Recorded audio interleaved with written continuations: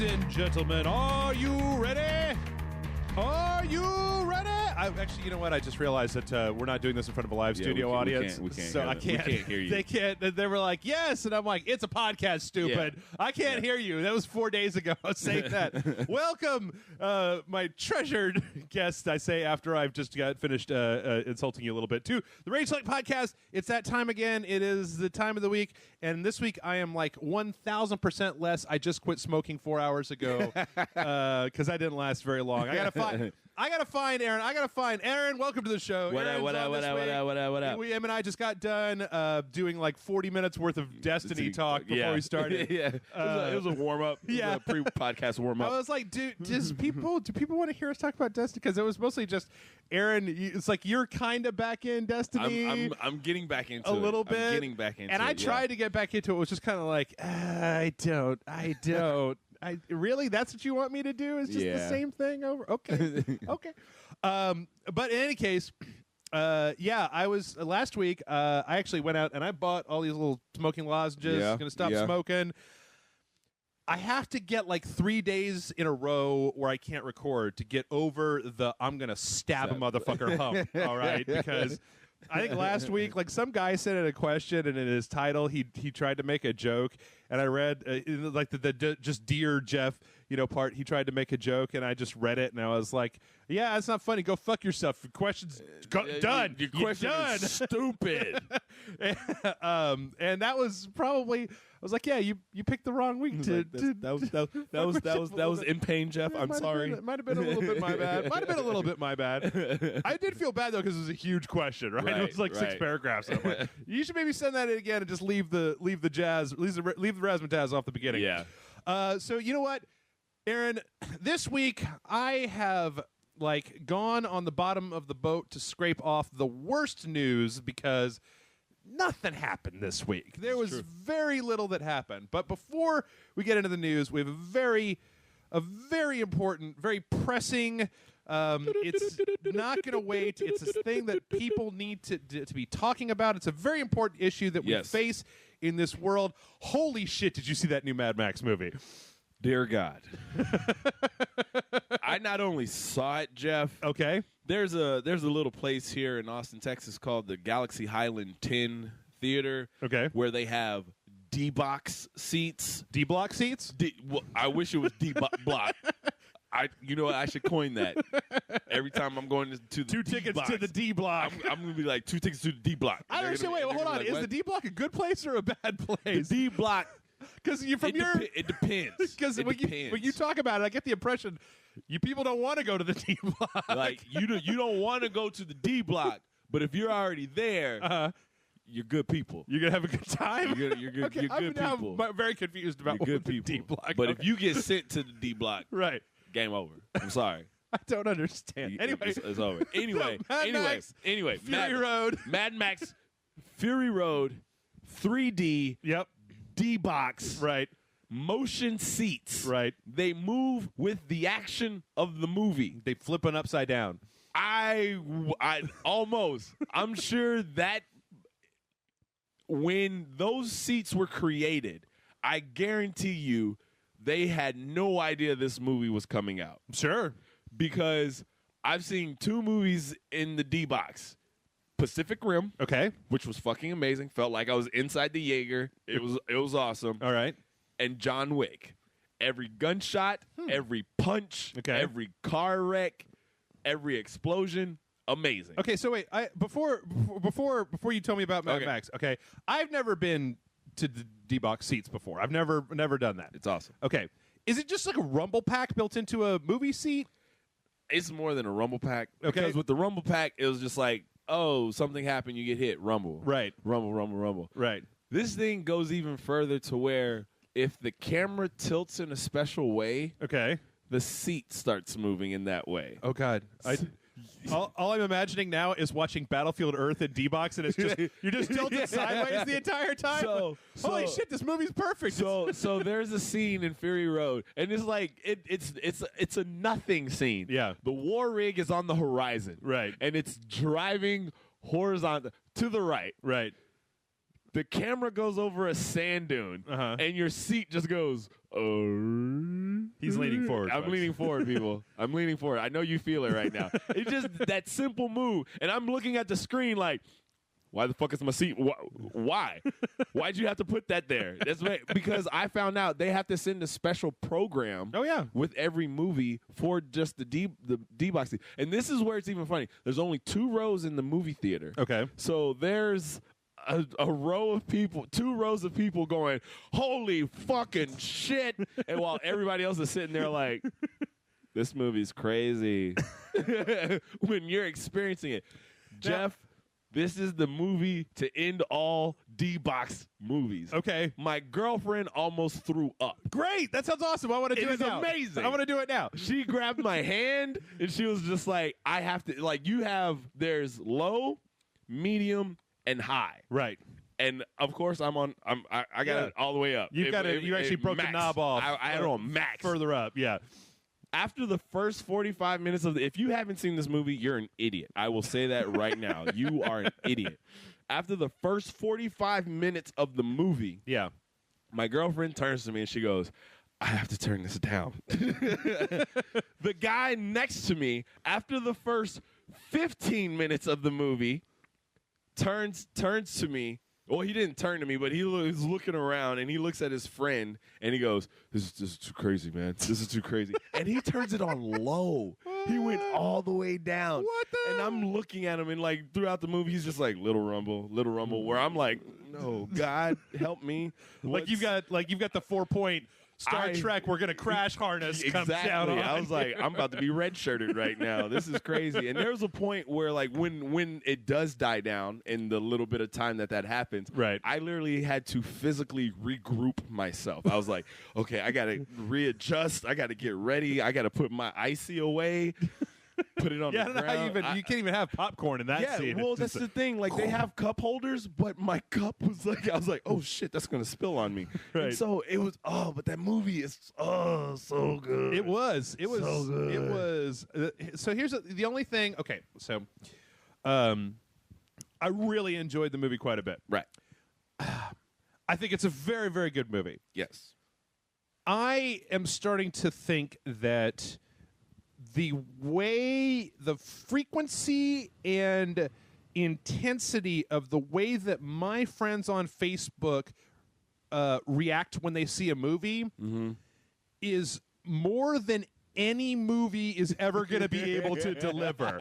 Like, when the internet goes nuts about something, like, okay, like, for people who haven't seen the movie, we're not going to go into spoilers. We're going to talk around a bunch of stuff, right? There's cars. There's explosions. Yeah, it's people dying. Mad Max. He's very mad in this movie. I like how pretty much fucking crazy he is. Yeah. But okay, so there's a character in the movie. Unless you have not been on social media, you know about the Doof Warrior, right? The Doof Warrior. Okay, Doof Warrior's cool. People are just losing their. It's like. Did you not? The polls. Did you they huff spray paint? Like, there's a million chrome. Yeah, chrome, platinum spray paint. There's a million cool things in this movie. Which, by the way, like, what kind of dumbass religion do you have where they're like, "Are you ready to go to the next world? Huff this spray paint." And they're like, well, they were saying you're going to be shiny, so they platinum their mouth. It's like, right. What? But just get some grills, y'all. Come on now. I wanted to see it. Like, I saw that. I saw it happen. I said the first time it happened, the second time, and then like I wanted the third time for it to happen to one of those other guys. Like, Jesus, did you spray me in the mouth with fucking spray paint? Like, God, I am trying to. I was talking to you. Throw a post-apocalyptic grenade spear at something. Yeah. Like, but no, I really did like that movie, and I tell you what, I want to go back to it because there's a bunch of stuff I want to gush about. Yeah. But the thing that I came out of that movie more than anything excited for was the game. Because the movie is like this snapshot, and more, I feel, than the other Mad Max movies, you get the impression that, like, you know, it's what I really, really liked about this movie. Okay, so it's been a million years since I've seen the first Mad Max. I can't talk about it. But I've seen Road Warrior. I saw it like 3 days ago. Ooh. So, yeah. Well, it was on TV. Oh, okay. Yeah, like they're replaying all of them. Okay. Like cable television. I think that I remember watching it I watched it once. It was a long time ago. I was young. I probably need to go back and reevaluate. But I remember watching it, just going like, my introduction to that universe was Road Warrior and Thunderdome, right? And that was like, there was like things like houses and families and trees and stuff, and I'm like, what about the leather jackets and the helicopters and Lord Humongous? Yeah. Okay, I'm sorry. The guy, the antagonist in Mad Max Fury Road, what was his name? Something Joe? He's something Joe. I never really got it. Yeah. Okay. He's good and everything, right? And I like everything about Fury Road better than probably most of the other movies. Right. There is no introduction from here to the end of time for any person that is better than the Ayatollah of rock and rolla. All right? Like, that guy is awesome. He's got the cool gas mask grill. But, like, awesome. You got that crazy guy in the suit saying about the Ayatollah of rock and roll, and then handing the microphone over to Lord Humongous. Yeah. Lord Humongous is the best. He's so awesome. I mean, he wanders the post-apocalyptic wasteland in Australia, full of all of the venomous things, scorpions, as well as road gangs and things in a thong. Hey. Like, he doesn't need a leather jacket. That's when you know you can't really fuck with this guy. That's right. Like, he's got that hockey mask on, but it seems like it's more because he's a little ashamed of his fucked up face, right? Maybe. More than like, or maybe he just can't.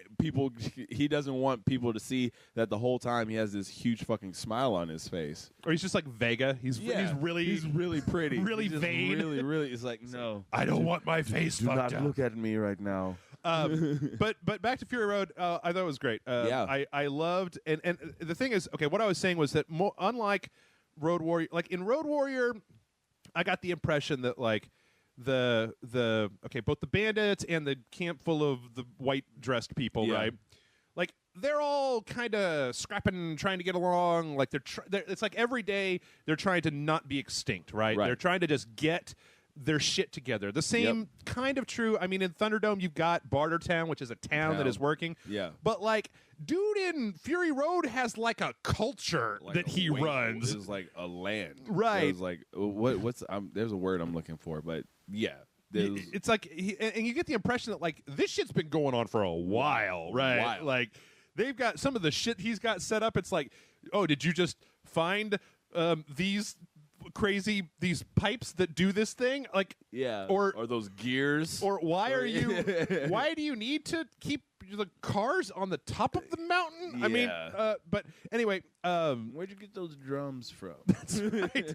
I mean, a lot of these things, like, where did you get all these working guitar amps from? You know, and that guitar, that guy kept that guitar really clean. Yep. And I'm like, what's going on here? But between all the different factions that you see, it's like you get like, what I like about it is that in all of the other Mad Max movies, you get the impression that it's like the first one, it's basically kind of like society is falling down. In the second and the third, it's like society has fallen down. You get these people who are just trying to survive day to day. This one, it's like, this is the new society, right? This is what we've become. Right. This is how we will exist. And you see like 3 or 4 different factions that all seem to kind of have their own way of doing things and their own customs and stuff like that, to the point where, like, you know, they've taken time to decorate their cars or armor or whatever. Those freaking the porcupine cars. I don't even know what they called them, but those, oh my gosh. It's like, were they Russians, I guess? I don't know. But it was like, I was just like, this. It was like, it was so cool because that was. I don't know. It's like it is that, like, there are all these people here existing this way. Right. This is how they have to exist. Just know that Joe is over here with this giant, massive area. Yeah. And he's controlling it pretty damn well. Then you go a little further down the road, there's these guys over here. You don't want to fuck with them. Yep. Oh, and then there's those guys all the way over there on the west side. You want to stay away from them as well. And then if you go even further, there's this canyon and this chasm that you got to go through, and there's this other group on motorcycles that control it, period. Yep. And so it's like, but Joe has relatives. And they also have their own thing. And I was just like, what the fuck? Yeah, and it was cool because they kept kind of adding in, like, new ways to fuck your car up, right? For like real, man. these guys have this thing, and these guys have Freaking this the War thing. Rig had a hot rod for the top of the cab. Yep. And I'm like, every time I saw it, I was just like, man, that's a weird car. Wait, that's the War. What the fuck? Yeah. And then, like, how many cars did Joe get in? Like, he got into so many. He was being driven, then he was driving, then he was being driven again, and then he was driving. Well, see, what I found interesting at one point was that at one point in the movie, he's driving this car that's like this 1950s ass body with monster truck tires, wheels on it. and I'm like, Joe, buddy, this isn't Sunday. Like, why? I mean, like, you had to go out of your way to find this car, and then you had to go out of your way find those wheels to either find a monster truck in the Australian wasteland or build new monster truck tires. Okay, whatever. But yeah, I really did like it. I liked a lot of. It was awesome. Yeah, it was so awesome. I'm gonna see it again. Yeah, I really. And I not really to do. deteriorate or lower the hypeness of Mad Max.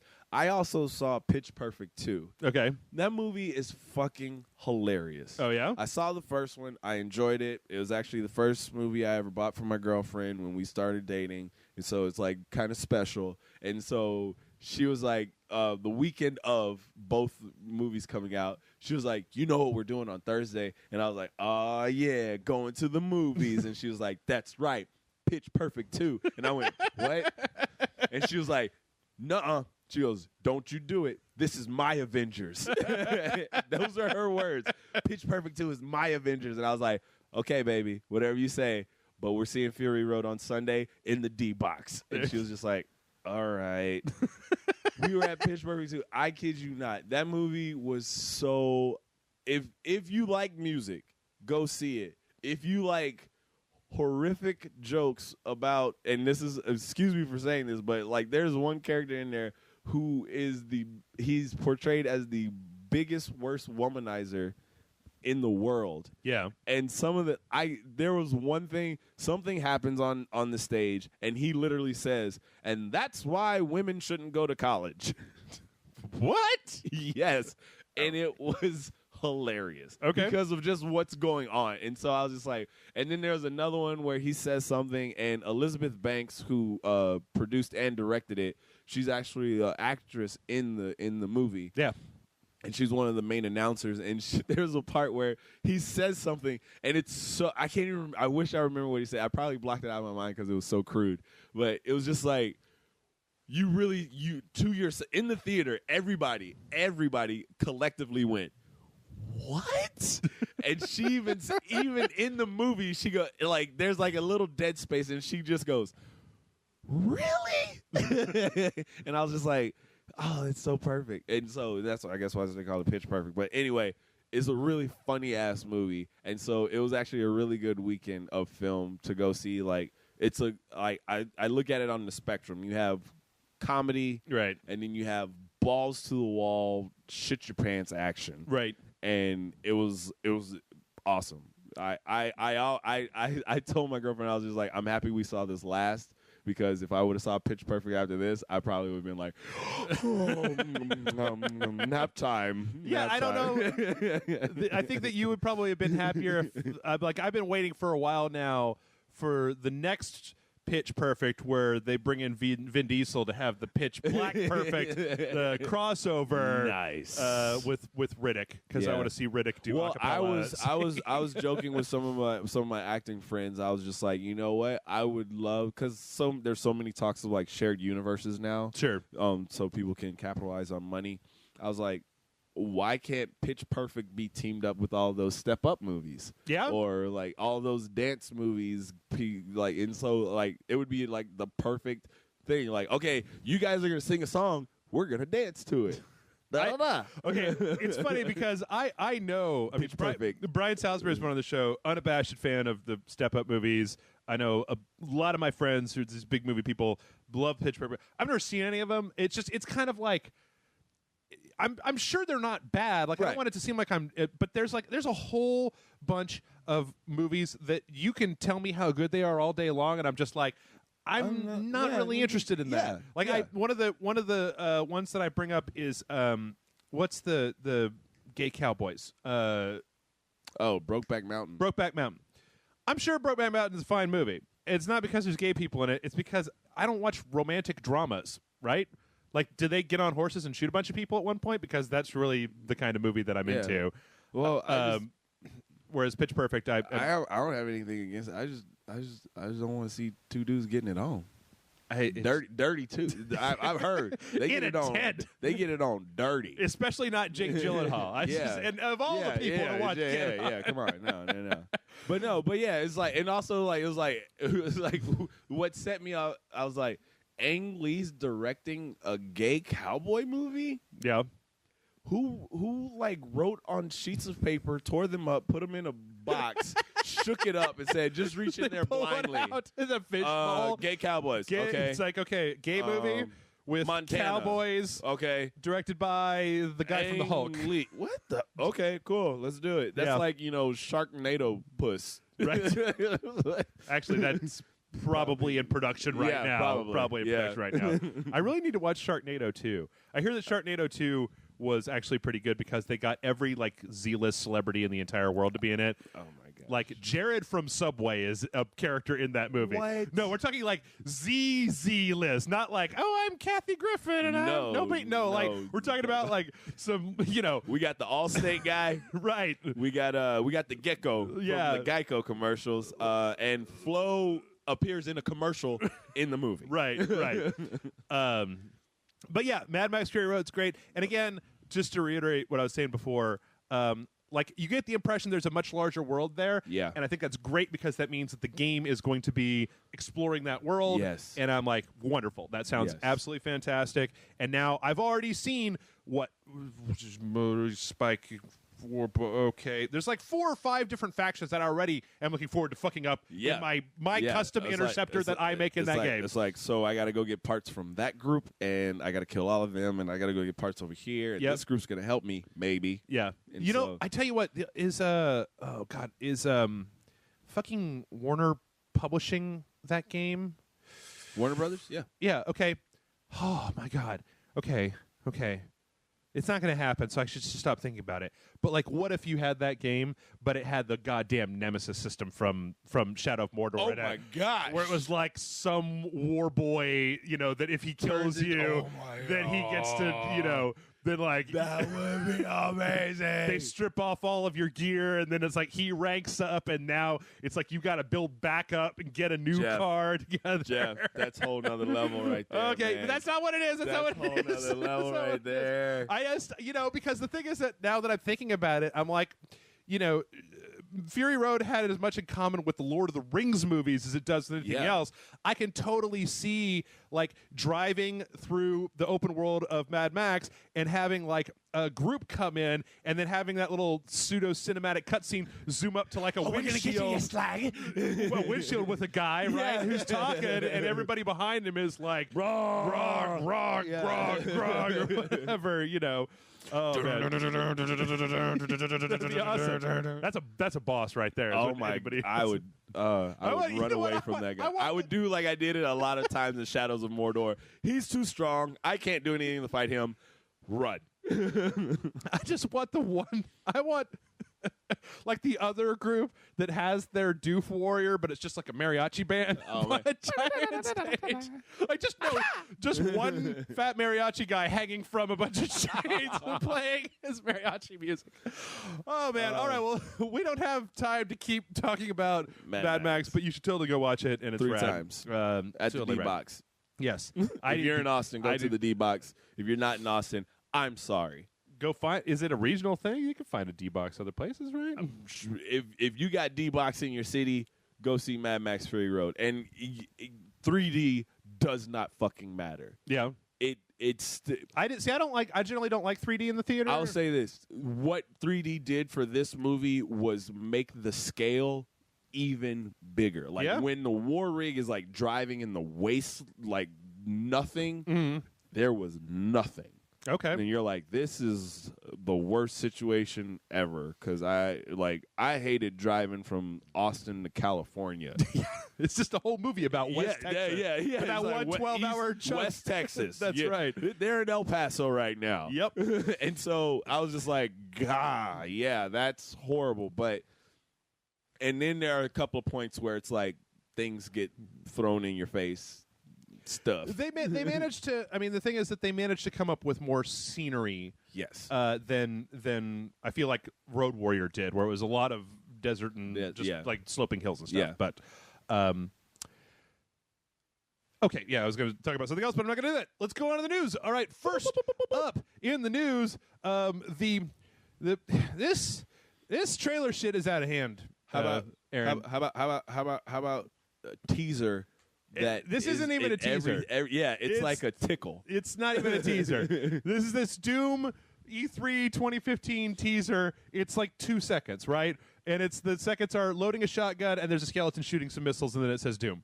And it's a crunk ass skeleton. Well, it's one of the Doom skeletons. I mean, that's what they look like in Doom. I know, but like he's getting crunked. Oh. He's like, what's up?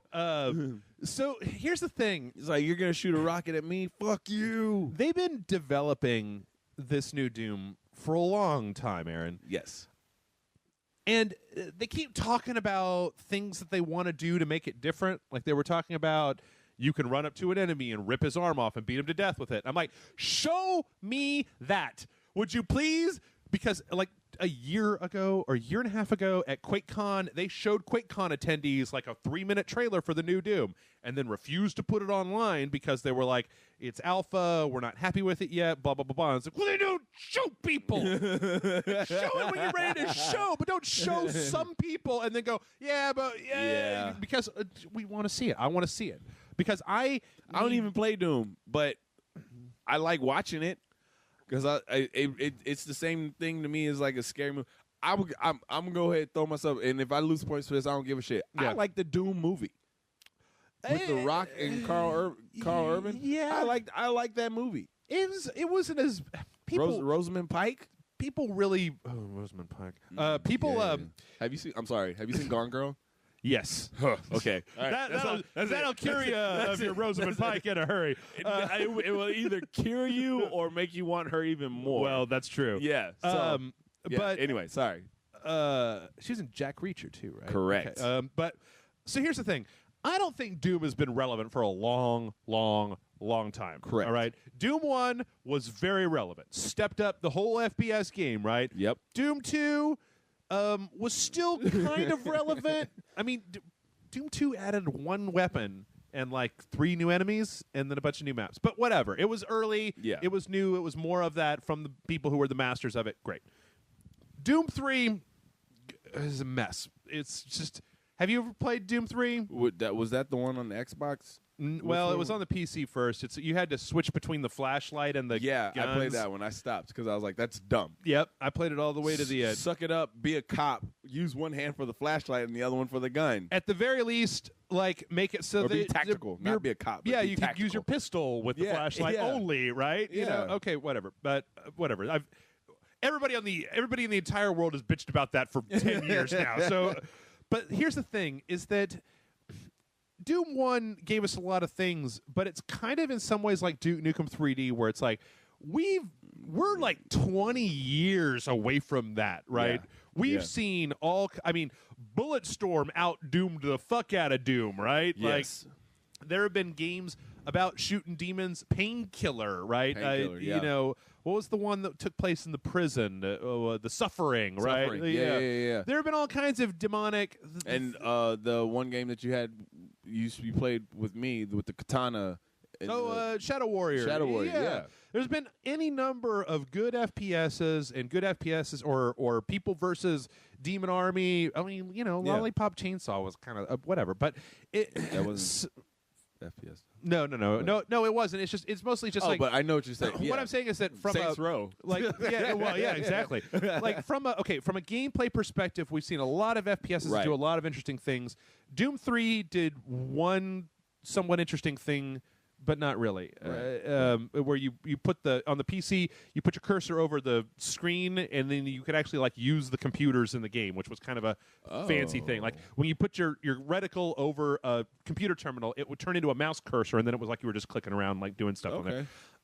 But for the most part, I mean, Dead Space has been a better Doom franchise than Doom, right? Yeah. So the thing is that the genre of space meets hell, or just hell comes to Earth, we've seen that a zillion times. First-person shooter, I mean, God, we've so many first-person shooters. Still in that. So the question at this point is just like, why is Doom relevant? It feels more like they're trading on the name than anything else. Because what was what was their wasteland driving the car? Rage. Yeah. I couldn't even remember the name of it. That's how much of an impact it left on me. I just remember because you had an explosive boomerang, or explosive not boomerang, like knife or something. Thing you could throw. I mean, I don't remember being a bad game. It didn't really make much of an impression. I wish the car stuff was a little bit better. I mean, it was. I guess the problem with it was that it came out like a little bit after Borderlands, and it's like, time. Hey guys, we already have. But yeah.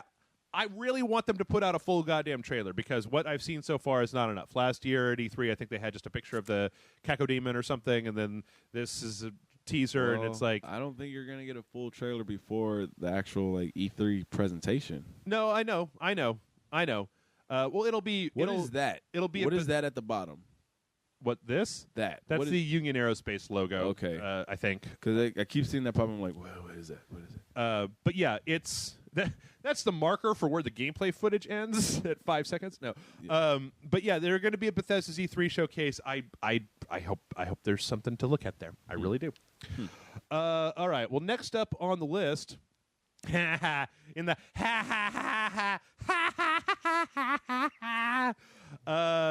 all right. So in I don't know how to say this. Coquitlam,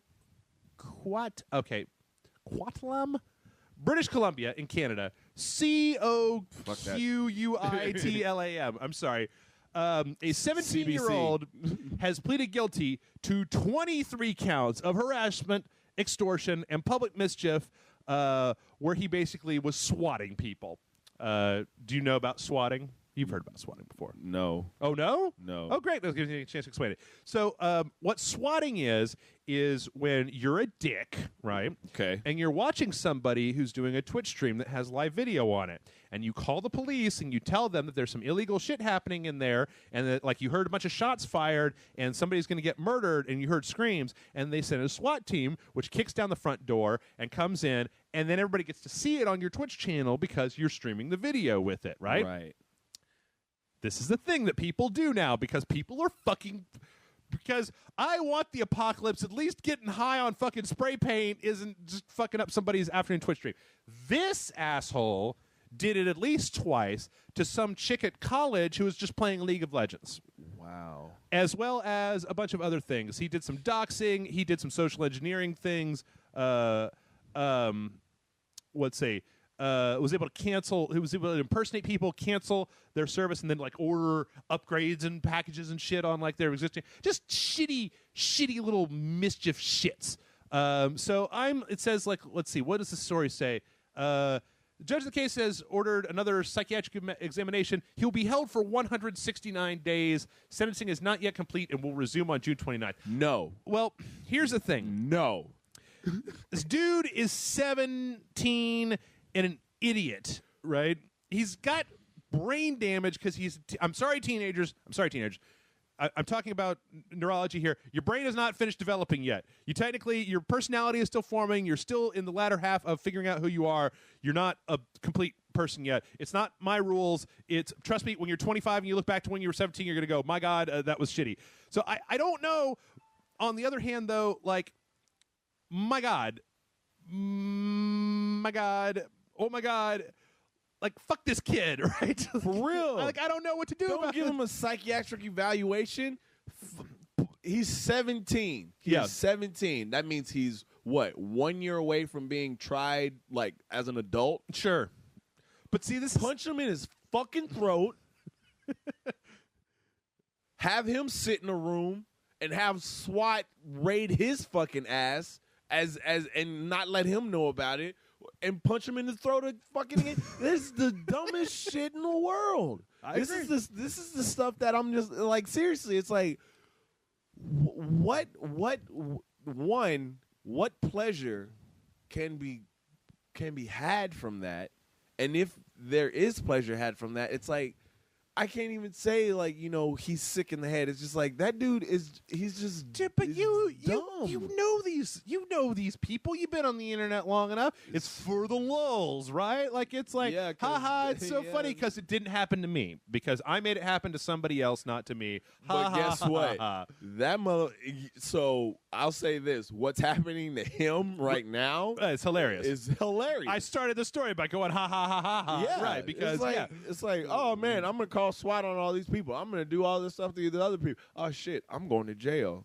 Yeah, I tell you what. It's something I don't think that anybody. I mean, our we have a small loyal fan group, right? Right. I doubt that anybody listening to Rage Select does swatting, because most of you people seem like you're very nice, and if you do it, fucking stop it, you piece of shit, stop it, right? Stop. Like, but here's the thing: anybody that is watching the news should know that these days the police do not have a sense of humor about anything.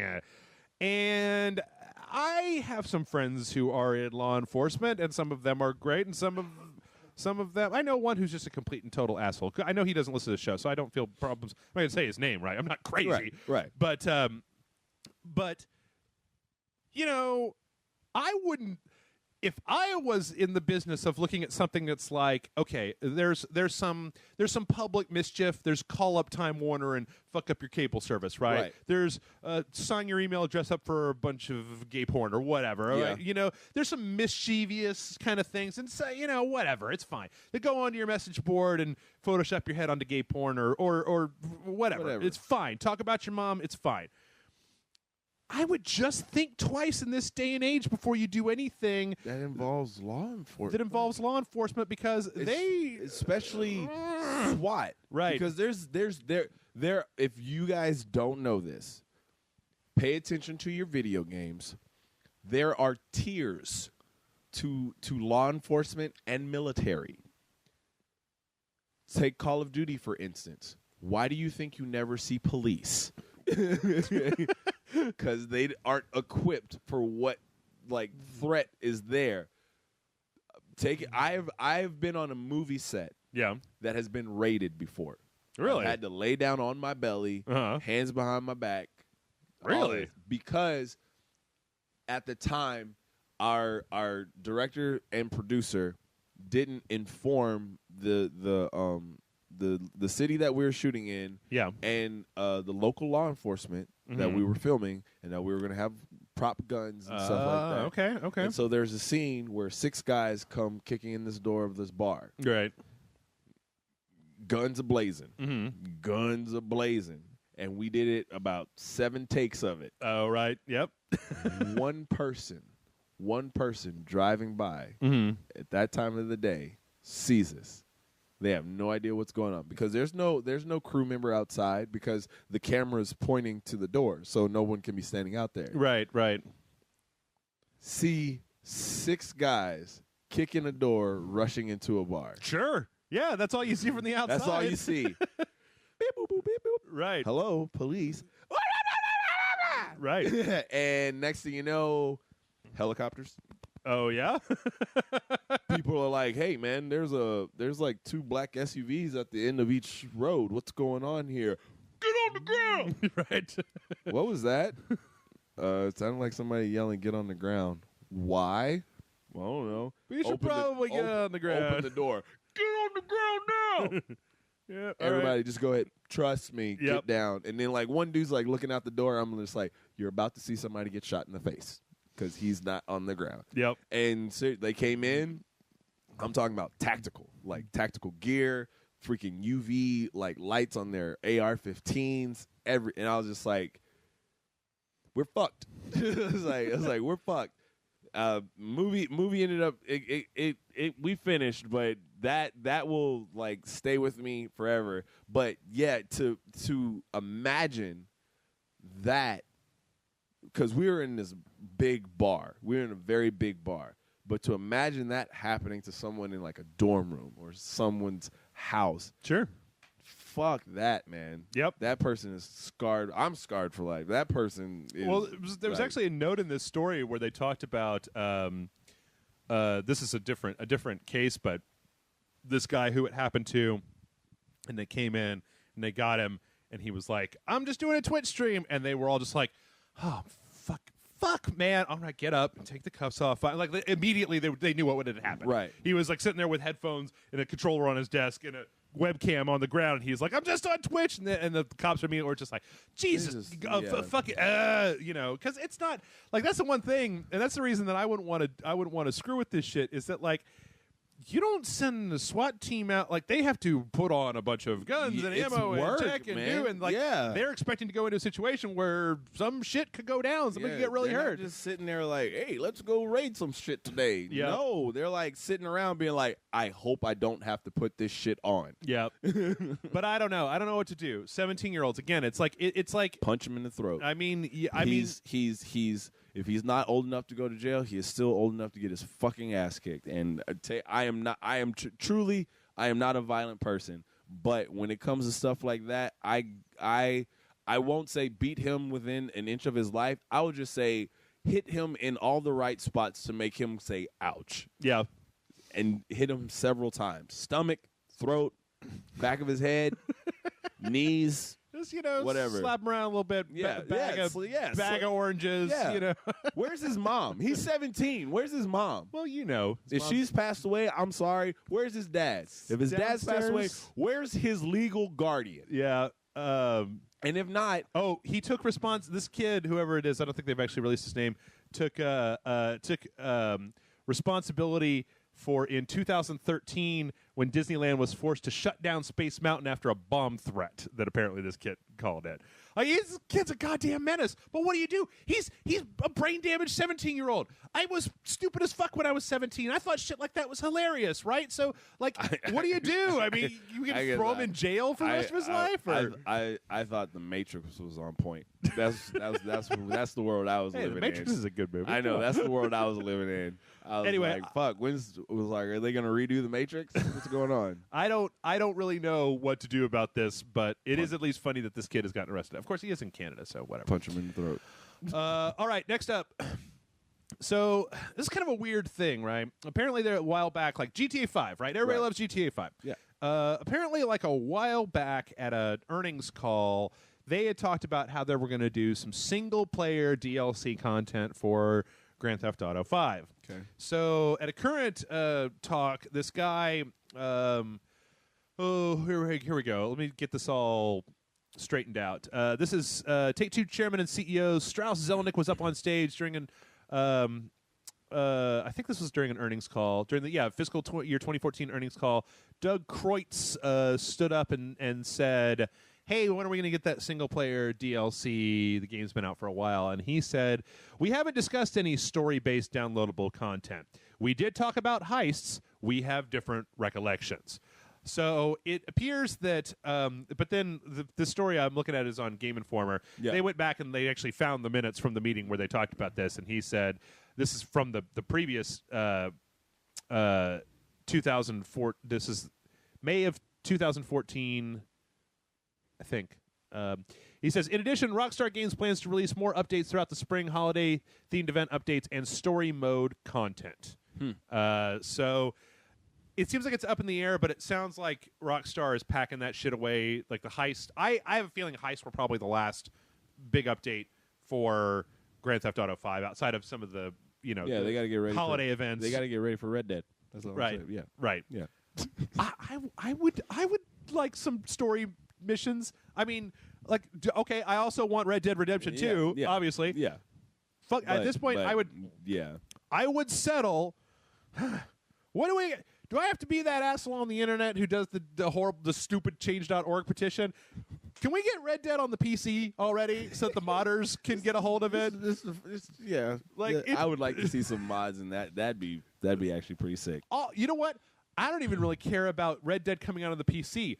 All I want is for them to release all the assets from Red Dead on the PC so they can be modded into Grand Theft Auto 5 so that I can put Franklin on Greedo and ride down the middle of San Andreas, all right? There's already a bunch of dusty countryside in that game. Right. But it's looking less and less like there's actually going to be any story missions for Life After Heist. Grand Theft Auto 5. And that sucks because Lost in the Damned and the Ballad of Gay Tony were fantastic DLCs for a fantastic game.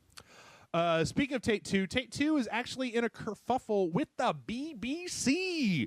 So the BBC has been creating this drama about the creation of Grand Theft Auto, and I think that they said they're going to focus on the whole like Rockstar versus Jack Thompson time period when Jack Thompson was all. And I'm like, that sounds great. That's when I did my report in college because that dude's a fuckhead. He's the most non-crack smoking crackhead I've ever seen. Correct. Because he makes it himself. But apparently, there's some like the details are a bit sparse. But in this lawsuit, I get the impression the BBC was like, "Hey, that's a really interesting story. Let's do that." And then Rockstar started emailing them like, "Hey, you can't use our name or our like game name for your fictional drama about what actually happened to us." And it seems like BBC seems like they're still going ahead with it, and the Rockstar is basically trying to sue their name and some of the details off of this. Like, you can't call it the Grand Theft Auto Rockstar story, right? Because we are Rockstar, and that's our name, and you can't just that's make a fictitious movie without our permission, and we don't give you permission or whatever. Yeah. Like, it seems like they're okay with them going ahead with the project, but it kind of seems like they just wanted to shield themselves, which, considering the amount of shit Rockstar's had come at them legally, I'm like, okay, that's... good. Cool. It sounds good. Yeah. All right, we're gonna have to pick up the pace a little bit, like we do every week. Because we don't have much time talking about Mad Max. But I tell you what, this next one is all you, Aaron. Hey, what's up? Because there was a trailer this week for Bison. I knew it, Mr. Bison. I knew it. I don't. It's like because that's the only like awesome fight news that has happened. Yep. And oh my gosh, I'm not even a Bison player, and dear God Almighty. So it basically just revealed that he's in the game, and this IGN player is pretty much the worst thing I've ever seen in my entire life. Okay, so here, on Street Fighter V news, right at the end of this trailer, it says pre-order your copy now, for early beta access. I went straight to GameStop. I went straight there. But I went there because I had to pick up my Witcher 3. But I went there and I was like, yeah, I'm gonna get this, and I'd also like to pre-order Street Fighter V. Yeah, and he's like, click. It's not in our files. I'm like, what? Okay, we'll write it on a piece of paper, and here's money. So shut up. And he's like, why would you even do that? I was like, because I showed him the trailer. I was like, you see, pre-order now for beta. I'm trying to pre-order right now. Right now. I want my beta access. So here's the thing. I know that I've talked to you before about Street Fighter V, and I haven't really been keeping up with a lot of a shitload of what's going on with it. But it looks an awful lot like Street Fighter 4. It doesn't. I mean, the lighting is a little bit different, but like all of the character art style stuff and the way that it looks very, very similar to the way Street Fighter 4 looks. I disagree. Okay. I don't play that much Street Fighter 4. Just from me looking, characters it looks more like Marvel versus Capcom than Street Fighter, and for me that's a good thing because obviously it plays faster, and a lot of people now are more into like they're really like fast combat stuff because like Mortal Kombat's getting like really crazy out of hand with people doing some foolish stuff on there, but it's like what. We're watching the trailer right now. It's like it's what kind of psycho Christian Raul Julia's on crack, baby.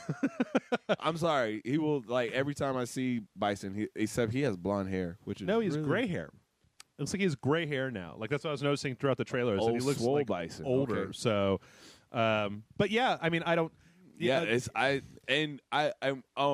I've been paying attention to Street Fighter V, of course, because it's coming out on the PlayStation. Right. And the PC. Right. So I'm sure people are gonna do some crazy things for it. Probably not. Usually with a game like that where it has an online competitive component, they usually lock it down really hard, because if you let any kind of modding in, then it's just all fucked up, all over the place. But God, this is the worst player ever. But shit, what was I saying? But no, yeah, I've been following it, and like what a lot of the like fighting game people want that they were hoping in this trailer, besides a character reveal, was a different stage.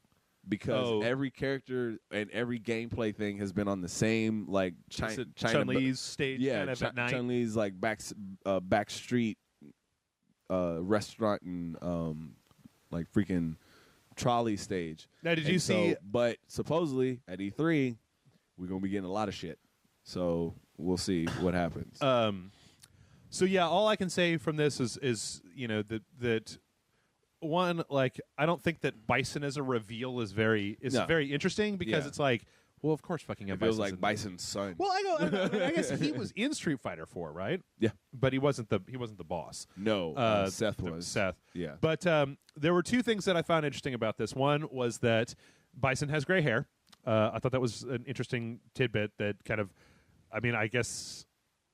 Technically, this could still be before 3, because Bison wasn't in 3 at all, right? It's between. I don't think Bison was in 3. 2 and 3. It's supposed to be in between 3 and 4. In between 3 and 4. But I thought 4 was between 2 and 3. It's the same time period as. It's in the same timeline as 3.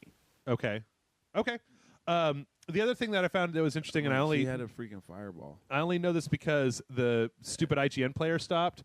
Was that when he does his like super move and he hits Charlie into this bus, the bus says like it's an ad for a Fei Long movie. You see it like really briefly, but it started buffering right there when I was watching it. And I was like, oh, that's pretty cool. Fei Long, you're famous. But yeah, I don't know. I'm gonna play it. Obviously, I'm ready. Are you? I'm ready. Now that Mortal Kombat's out, is this the next? Well, I also a friend of mine tagged me on Facebook that. Street Fighter 4 is coming to the PlayStation 4. Right. I think next week or the week after or something. And it's going to be backwards compatible with PlayStation 3 fight sticks. Oh, yeah. Yep. So. Yep. There you go. I'm ready. There you go. There's never a point where I stay not ready, but I'm ready. Let's see. I'm going to start dumping stories now. Disney Infinity 3.0 has space combat. The Star Wars. Have you seen the trailer for Disney Infinity 3.0? You know, it's all Star Wars, right? I have the Game Informer. That I skimmed over I gave you the 2.0. Does it still get played in your house? When my son is good. Yeah. But I think this is interesting because Disney Infinity 3.0 is going to have actual space combat. Okay. And Battlefront is not. So there you go.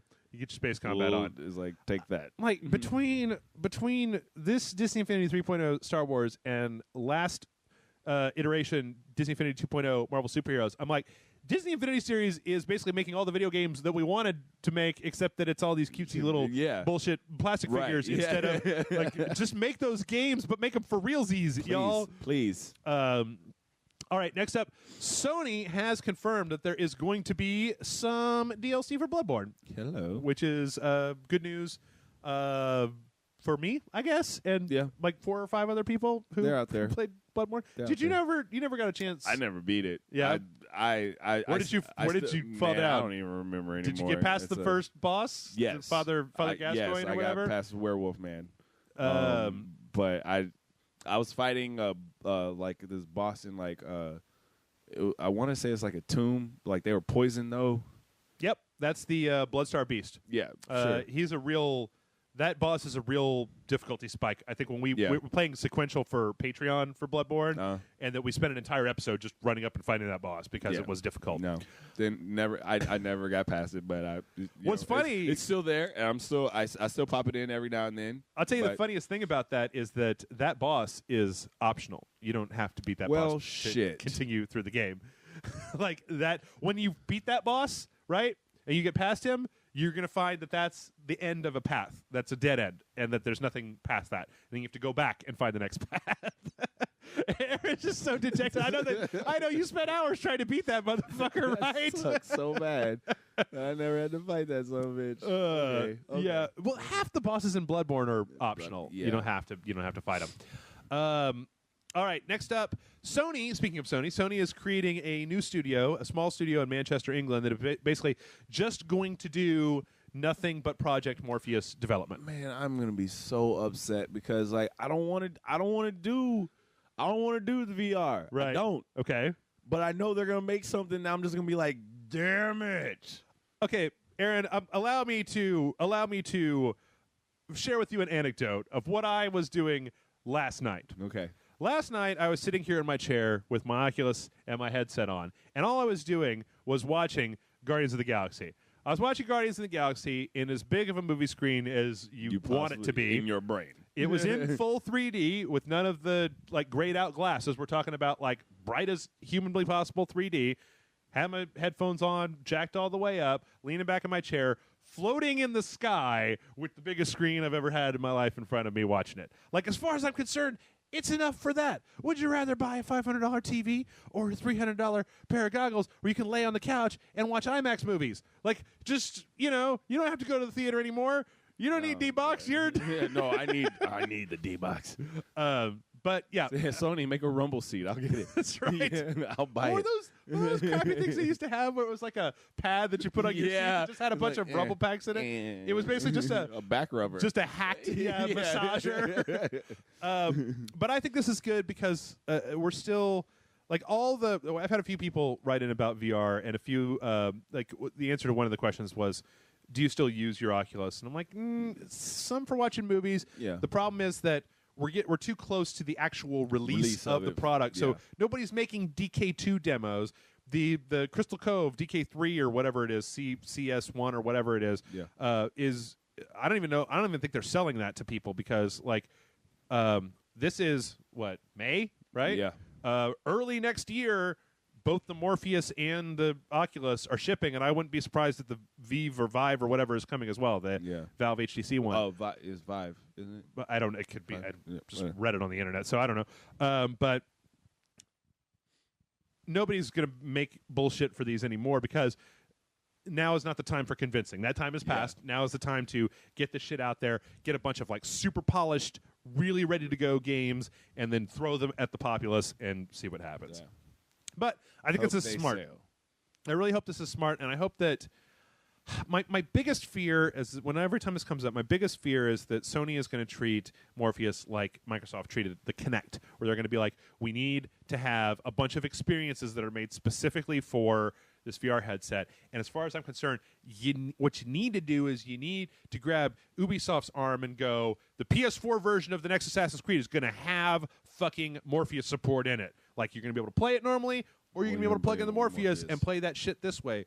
Because these games can totally work, especially any first-person shooter with a little bit of tweaking. Just all it really takes is moving the UI and maybe a disconnect between your viewpoint and your gun point, right? That's all that it really takes.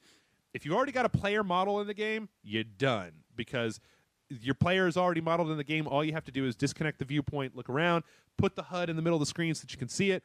You're done. It's perfectly functional. And I hope that they're not just going to put out Fruit Ninja VR and Let's Just Dance VR and Rock Band VR, that it's going to be like, I want to be able to play the next Call of Duty. I want to be able to play Black Ops 3 with this bullshit on. Now, that's...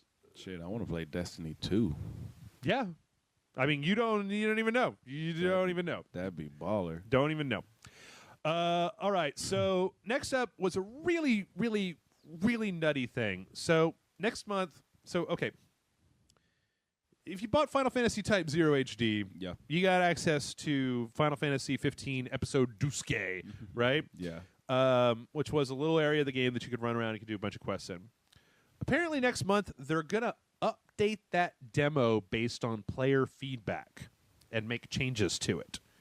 Are they just going to increase the area that you could run around? I don't know. Give you extra special stuff? I don't have any idea. Slap that girl on the butt?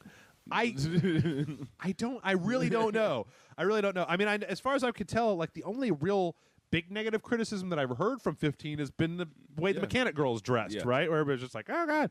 It's like, all right, Daisy Dukes, whatever. That's you know, not battle ready. Fine. she's not a combat person. I mean, it's not auto mechanic ready either. Okay, ready, you're dealing with hot grease and for real. chrome and shit. She's just really good at what she does. But I think that this is really interesting if they make any kind of actual serious gameplay changes to it, to use demos have been so out of fashion, right? It's all betas and shit like that. Yeah. But I really like the idea of a company releasing a demo that's a limited area of the game that you can play, and then asking players for their feedback and updating their development based on that. Like, I would really love it if we lived in a world where, like,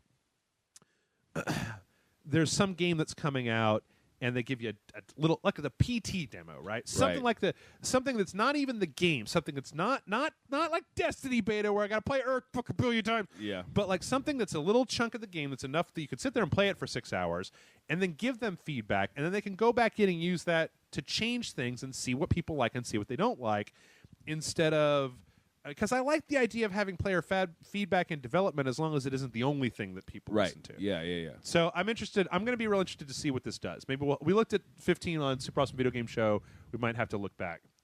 Oh, shit. Okay, we got a few more stories and we're ready to go. Speaking of VR, I should have put this one step forward. The Oculus released their system requirements for what they're going to want you to have. And it's a NVIDIA GTX 970 or an AMD 290 equivalent or greater, an Intel i5 4590, and 8 gigs plus of RAM. My system is about $400 less than that. I actually went online to look. Because I have an i5 4570, and then I have like a GTX 760, which is an older NVIDIA graphics card. But I don't have any of that, so... Well, here's the thing. Here's what I'm going to say. Like, in case you've never dealt with this before, and I deal with it whenever I download a demo or look at something for the Oculus. Yeah. For the VR to work correctly, you need to... Let's see, where is the thing? What you need is a system that is able to render 2160 by 1200, because you have to render half for each side of the thing, right? So you have to render the whole scene twice to make the 3D work, and you have to be able to get it at 90 hertz, which is way more than the refresh rate of anything else out there, because if you have it less than 90 hertz when you turn your head, it can't keep up with the movement of your head, and then you get motion sick. Blah, blah, blah. So I might have to start saving up for a new processor. I don't know how much this means to anybody. I don't know if we're still getting out the torches and pitchforks whenever we hear Casey Hudson's name. Casey Hudson was the director who, by a lot of people's accounts, was the guy that ruined Mass Effect 3 with the ending and stuff, where they fired a bunch of writers and he was like, no, I'm going to write the ending myself. I don't know. I don't know if we're done. He's working with Microsoft. Now he's working directly with Microsoft on the HoloLens. He's basically going to be the guy in charge of, I think, making gaming experiences for the HoloLens. Ha ha ha, Microsoft. I don't know if the HoloLens is just going to be Kinect 4.0, right? Like, is it? This is one of the reasons I want to go to E3. I want to set up a goddamn thing and be like, show me it. Show me it. I want to see if it works. What is that? I will believe it. Where's it at? Where's it at? I will believe it when I see it work. Like, right? That's all I need. That's all I need. But until I see it work, I don't believe it. You guys are full of shit. There's no way it's that opaque.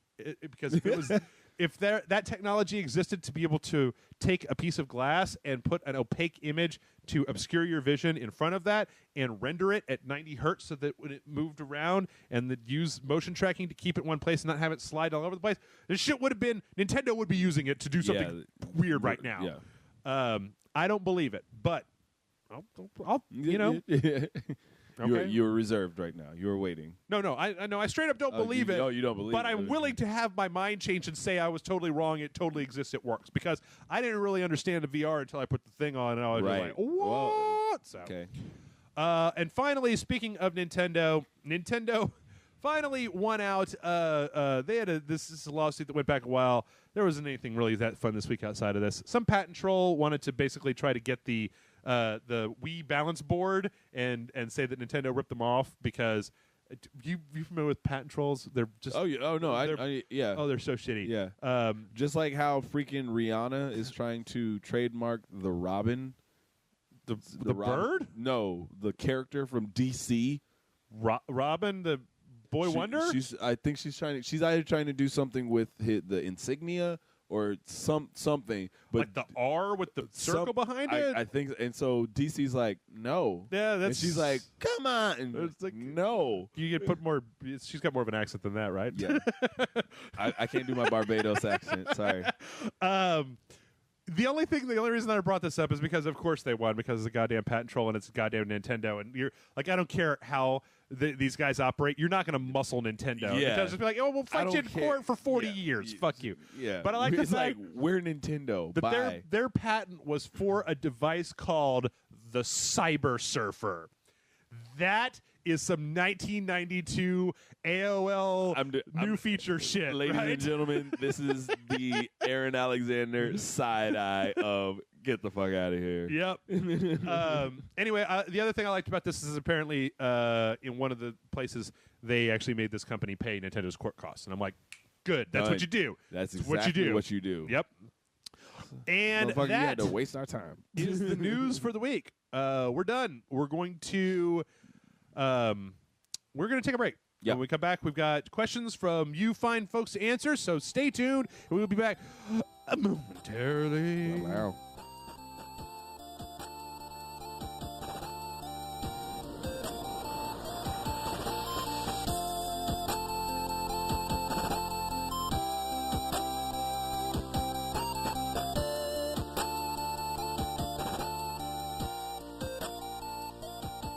And we're back. Are you ready, Aaron? I'm right here. Are you right there? I'm right here. You ready for the judgment, the advice, the wisdom of the ages? We're dispensing it to all of the young boys and girls, all of the men and women, all of the cats and dogs, everybody that is emailing us. You ready? I no. Okay. I'm not. I never am. Some of these questions, well, not even some of the questions, the intros and the outros of that questions just really like get me. Yep. Mail@rageselect.com is the email address. Yeah. And our first question comes in from John, and John says, "Hail, great servants of the dong. See. My name is John. I've been a fan since the old days of the loading bar, and I'm glad to see Rage Select's continued existence." Yep, no ninjas, no murder, no nothing. We're good. I was hoping you could help me out with something. I've been doing data entry since September and have recently passed a background check to nearly double my paycheck. The problem is, I feel like this job is killing my creativity. I've been doing amateur movie reviews since 2012 and am in the midst of revamping my whole operation. The thing is, my day job leaves me mentally drained and listless, letting whatever creative ideas I get go to waste. It doesn't help that the new job's hours would be 11 p.m. to 7 a.m. Ooh, third shift. Which would not only fuck with my sleep, but essentially cut me off from my social circle. Do you have any advice for this sort of situation? I need a better salary if I want to pay off my debt and move out on my own, but my job drains all my energy, and my new hours might make that even worse. Thanks for all that you do, and may the dong be forever, and may the dong be ever in your anus. Thanks, John. That's a weird... Okay, sure. Sent from your bitch-ass iPhone. I don't read that part. I do. Get in the judgment. Just because of the anus part. That was horrible. I got to answer for this because I actually at one point was in the same exact boat Mr. John was in before I actually became a full-fledged professional actor. Yeah. And so I worked in a cubicle. I was a QA supervisor, whatever person. I listened to recordings basically from 9 a.m. till 6 p.m. Okay. Of the same script of people selling this product. Okay. I had to make sure that they followed the script. Any word they missed, I had to fail them. Okay. Fail them. And if they failed, they lost money. If they got it right, they got the money with the sales. So for voiceover, no, like it wasn't for voiceover. It was a company selling a product, and they had a sales floor team. Oh, okay. And they had to follow this script to a T. And so a lot of the sales people would dust their shoulders off and be like, yeah, I can sell anything. And so they would take the script and fucking remix it. And instead of being like, okay, where it says, say this, then say this, then say this, they'd be like, I'm going to say this up here, but then I'm going to say this because I know if I say this first, nobody's going to buy this. Right. Of course. And so I was like, I understand it, but before I even got hired, they were like, hey, no, you got to say it like this. And so they brought me in to be like the listening enforcer because in my job in the interview they had you listen to recordings and they said not knowing this is the perfect script, and they didn't give me the script. I had to hear it. And then they're like, okay, now this is the perfect script. There are key points that you need to listen to, and I'll let you know when they happen. Now we're gonna have you listen to 5 different recordings. You get to pick which one is right. You get to pick which ones are wrong. I would not get this job. I would not get this. I would be like... I not only passed with flying colors, Jeff. Yeah. I picked out things that were wrong in the good script. Yeah, there you go. And they were like... Listening wow. enforcer. And, well, they were just like, wow, you were very, key to detail. I'm like, yeah. Anyway... While I was at this job, had a lot of shit going on personally and everything like that. But since I've been born, acting has been my thing, and I was just like, I got to do this. And just like with John, it was like my creativity. I called it my soul. He's calling it his creativity. I was losing my soul. My soul was being drained out of me. And then I got this opportunity that I never would have gotten in the light of day. And I was like, I had the choice of either staying at work or leaving. And going. It was an audition. Staying at work or going on this audition. And so it got to a point where I knew if I would have stayed at work, I wouldn't be where I am today. And so it was like, I saw that, and so I was just like, I got to go.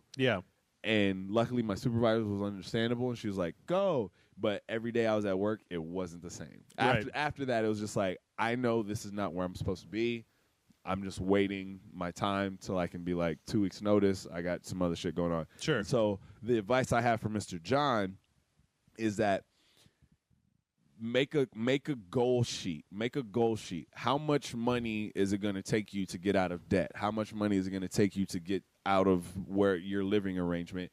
But also, how much money is it going to take for you to continue to thrive in your movie reviews that you've been doing for 3 years now already? And so, but also at the same time, you also have to capitalize on those moments you have of creativity. And now I'm not telling you to slack off on your job.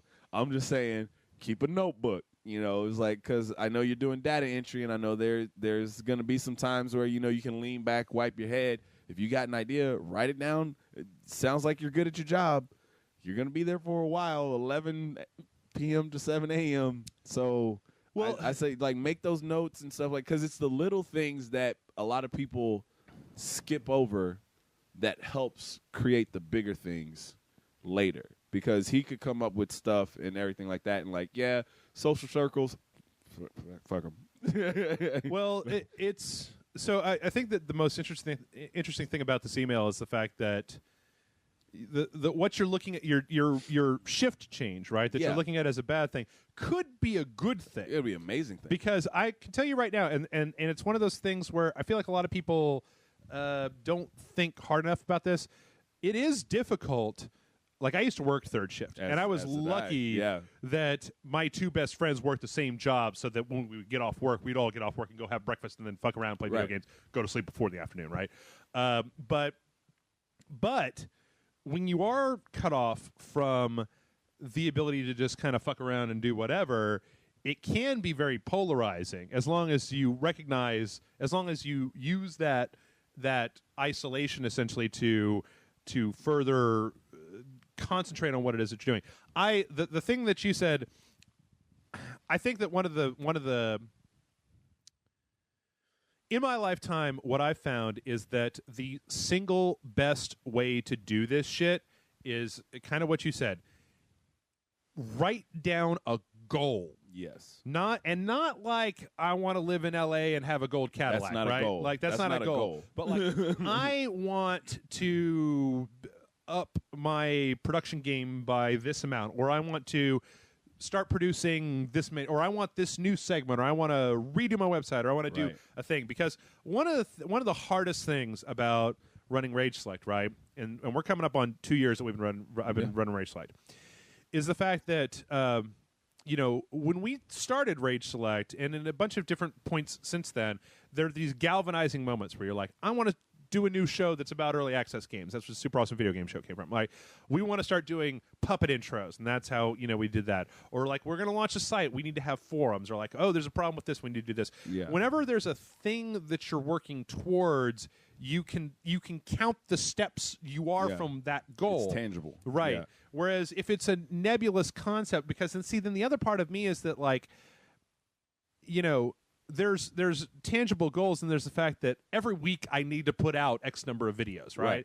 And that's a little bit harder because it's like, it's just easier when you're shooting for a thing, because when you're shooting for a goal and then you hit that goal, that's a great feeling. And then you set another goal, hit that goal, do another thing, right? Yeah. Where it's like, I need to get this many more people looking at my channel, or this many more people looking at my stuff, or this new type of artwork, or whatever. Yeah.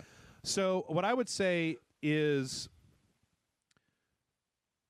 write down a goal for yourself, and give yourself a time that you want to see that happen. Not just a someday in the future, but like, in 2 months I want to have this. And if it slips, and that's fine.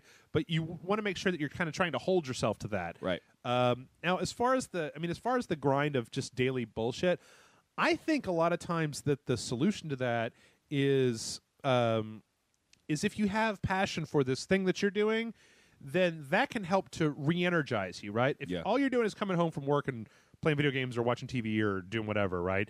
That time is still worthwhile, but it just doesn't have quite as much value as when you're doing something that you're excited about. Correct. Right? Yeah. So I would say that there's no solution to. There is not really a solution. If you have a job that is mentally draining you, there's no special trick to get away from that. You basically just have to get a new job or redo your brain until it's not mentally draining you, right? Yeah. But what I would do is set some goals and also see if you can find other people to work with. I find that's always there's an axiom like that.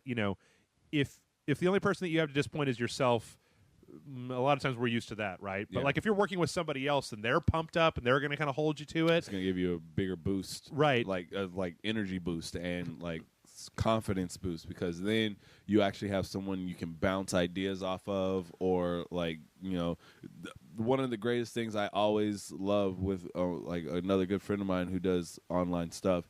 He's always saying, all right, what do you think about this? Mm-hmm. Like, that phrase to me, especially in my career choice, that's an awesome that's an awesome phrase, because like when friends of mine are doing fight choreography and stuff like that, like okay, what if the fight?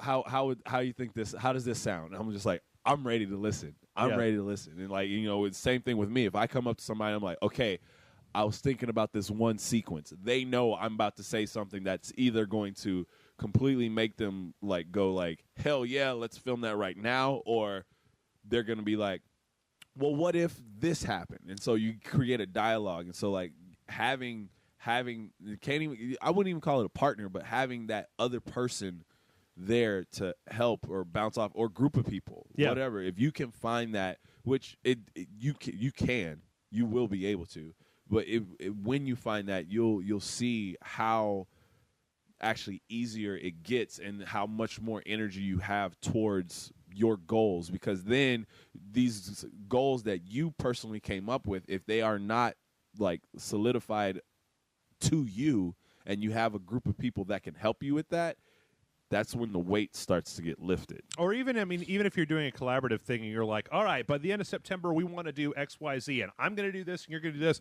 Yep. There's a very simple human equation of like, if I say, Aaron, we're going to do this at the end of September, and A, B, and C is your job, and X, Y, and Z is my job, then you better believe I'm going to have XYZ done. Yeah, I'm because gonna have A, B, and C because I don't want to be because neither one of us wants to be at the end of September and going, Jeff, man, where's XYZ? And you're like, I did X and Y, but then I just got sleepy and drunk. No, so I think that having another person definitely helps, and having some concrete goals definitely helps. And outside of that, as I said, there is no magic bullet for a soul-sucking job. Like, there isn't. You got to leave. Now, you either leave or you become the boss. Well, see, but here's the other thing, though, is I'm gonna tell you right now that there are days in my life where I miss that job. Right. Because and nobody in America, we don't talk about this a whole lot, but that job that he has is like, sometimes it is awesome, and you don't even know that until you're far away from it, because you're like, I know when I wake up that I'm going to wake up, I'm going to do a thing for 8 hours, and I'm going to come home, and then once I come home, I don't give a fuck about that. Especially if it's a job that pays well and you have the ability to like buy whatever you want to. Hey, you know what? I want to play. I need a new controller for my PlayStation. I'm just going to go buy one. Boop. You know, I want The Witcher 3 this week. Fuck it. Boop. You know, like I need a new couch. I'm just bam, new couch, right? Yeah. And a lot of times we look at that as like, well, you're not hitting your full potential, and you're not, you know, you got to be your own boss. And you got to do your own thing. But like nobody. It's like I understand that, but I'm living. Well, but also, nobody tells you that shit's hard. Yeah. Like, being the boss is, like, it's all on you, man. Yeah. Like, fuck. So, like, don't totally knock your day job, because there are days when I miss my drone job, especially back in the 90s when my drone job paid me enough that I could just buy whatever the fuck I wanted. I was actually talking with a group of friends the other day. I used to work downtown here in Austin, and it's not that I miss that job. I miss the people that I interacted with. Yeah. And I miss the pay. Yeah. And also, I knew Monday through Sunday, this is where I have to be at this time. I get off. I know for a fact I will not be in that bar longer than 4:30 in the morning. Right. And I have to come in there at 10 p.m. at night. Yep. And so I know after 4:30 till 4:30 a.m. till 9:30, 9:45 p.m. Yep. I ain't got a fucking care in the world. Yep. Yep.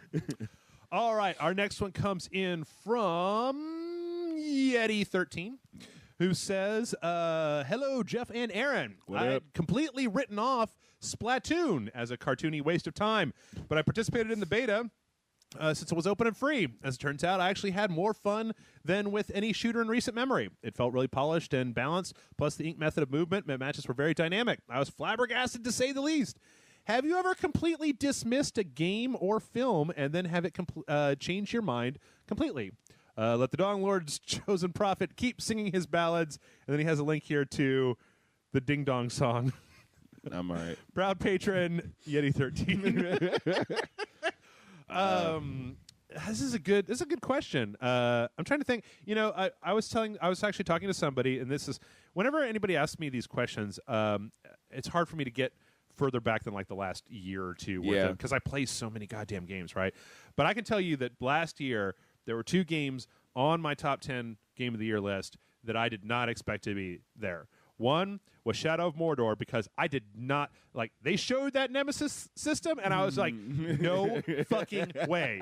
Like, you guys are fluffing. This is some bullshit. It's not going to be that good. It's not going to work. And it totally was. And I couldn't. And the other one was Wolfenstein, because they were just like, here's a trailer, blowing up Nazis, robot dogs.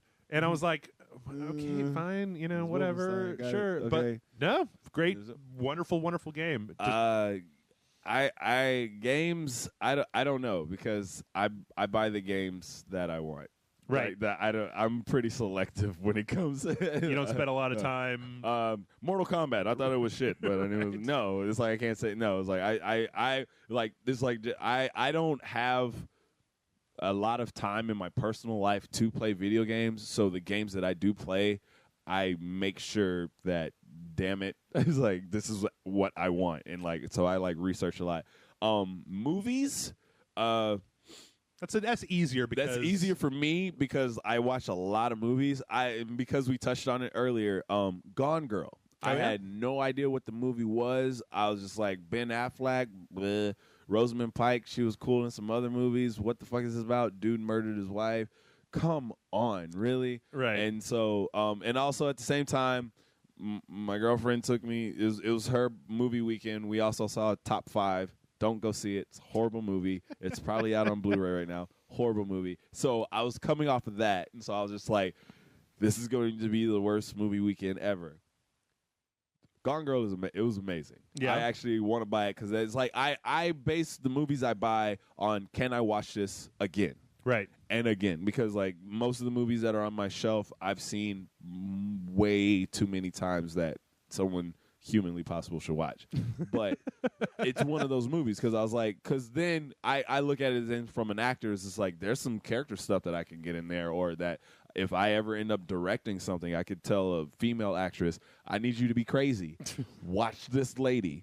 Watch her. Yeah. And you know, and so stuff like that. But like with games like that you know, like you said, like with Shadows of Mordor. Right. I researched that game so much, I didn't care about the Nemesis system. Right. That was my thing. I was just like, fluid combat, he just lopped that dude's head off. This is violent. I'm buying it. I know I'm gonna like. I'm not a fan of the Lord of the Rings. Shoot me. I don't give a shit. I'm not a fan. I've seen the first 3 movies. That's where I'm stopping. Never read one of the books. I've seen them. I've seen the map. I've seen the map of the lands. But Shadows of Mordor came out, and I'm like, I don't care about the story. Yeah. I care about running around and seeing who I can kill and how I can kill them. Oh, and like the first time I died, I was just like, I was really like pissed off. I was like, damn it. But then slowly I started figuring out, oh, wait, you're supposed to. Yeah. You kind of have to. It makes death more, makes death have a meaning. Yeah. And it's not so debilitating that you would stop and reload your game, right? Yeah. There was a time like when I did die, I was like, no, because there was a guy that I didn't want to level up. And I was like, damn it. I was going after him. I think that I was, see, that was the most interesting thing about Shadow of Mordor was that the first time that happened, like my first actual honest-to-God nemesis, like the first one of those bosses that killed me, he killed me the second time that I got him, and he was like one step from fucking war boss, war chief, right? Oh, man. And so then that became this thing where I'm like, okay, before I run into this motherfucker again, like I'm going to find every piece of information, I'm going to read it, and I'm going to get equipped. And then I'm going to wait until he's by a Karagor cage before I start attacking him, because now he's immune to pretty much everything. Right? Like he's just some kind of super demon. Why is that all red? Damn it. I get into the game and I play like I'm crazy when I play video games because I get into the character and everything, and I start playing it different ways. So with Shadows of Mordor, I purposefully hunted down every single person that was in his lineage. Oh, yeah. And I ruined everyone around them. Yep. That way he had no one. Yep. And so when it was him and I, there were maybe like 4 guys by him, and they're like, oh, God. And I'm like, get the fuck out of here. Yeah. And like I kill one guy. I brutally kill one guy to scare off those other 3 guys. And I'm like, it's me and you, motherfucker. Yeah. Let's see. I was thinking of some other examples. I could definitely say that game-wise, when you were talking about that, it actually reminded me. There was a game last generation called Lord of the Rings: War of the North. It was like a third-person character action game. Yeah. It was surprisingly good. I mean, not the great. It was like what was that? It was like the second video that you were on for that medieval RPG kind of third-person action game with a really shitty female voice actor. Bound by Flame? Bound by Flame. That was another one that I was just like, whatever. And then I was like, hey, you know what? This is good. This isn't bad. Yeah. I think that one of the big ones, though, for me is Fallout 3. Because I was, in all honesty, one of those people who's like, you've turned it into Skyrim, or you've turned it into Elder Scrolls. Skyrim was out by that time. And I was like, go fuck yourself. This is a turn-based game. I like my turn-based action. I like the stuff. I've put like several hundred hours into Fallout 3. I put a new entry in the wiki every week. See, I guess the thing about movies is that I've gotten so I'm so forgiving with bad movies with what are considered to be bad movies that at least in the last like 4 or 5 years, I've gotten to a point where I've actually learned from this experience. Right. The point where I'm like, I try not to.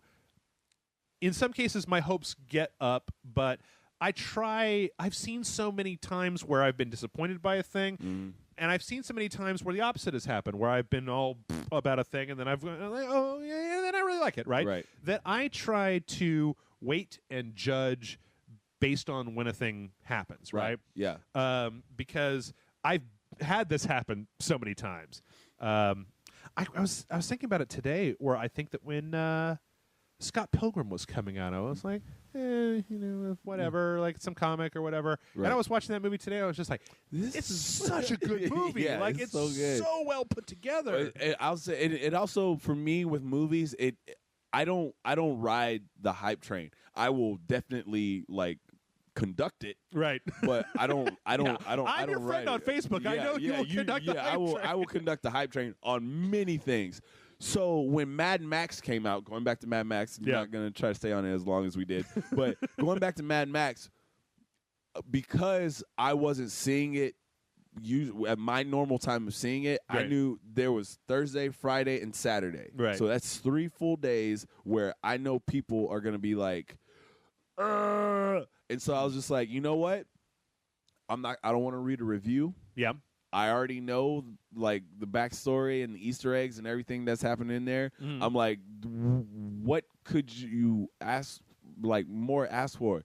The original creator is creating his own fucking reboot. Yeah. If it even is a reboot. If it even is a continuation. It could honestly happen after Thunderdome. Yeah, it truly it actually does, but I'm just Easter egg. Sorry. Spoiler. Anyway, but I was watching and like before I even saw it, I was just like, I know this movie is going to be good.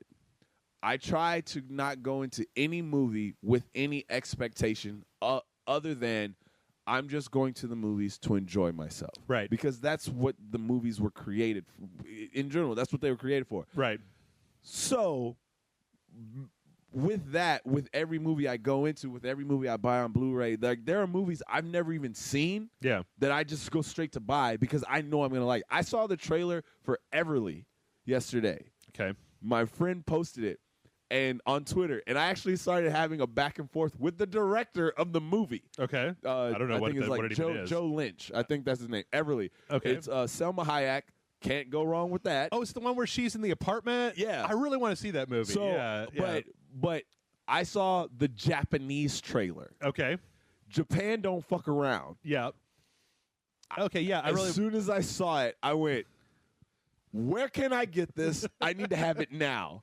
And he was just like, I'm sure any place has it. And I'm like, I need to go. And like my friend jumped on the Twitter thing and he was just like, the Target by my house. That's where you can get it. I'm like, I gotta go buy it. And so I haven't bought it yet, but it's one of those things where it's like, I'm going to buy that movie. I do that with a lot of Korean movies. Because like of the director, I was like, I know I'm a fan of this director.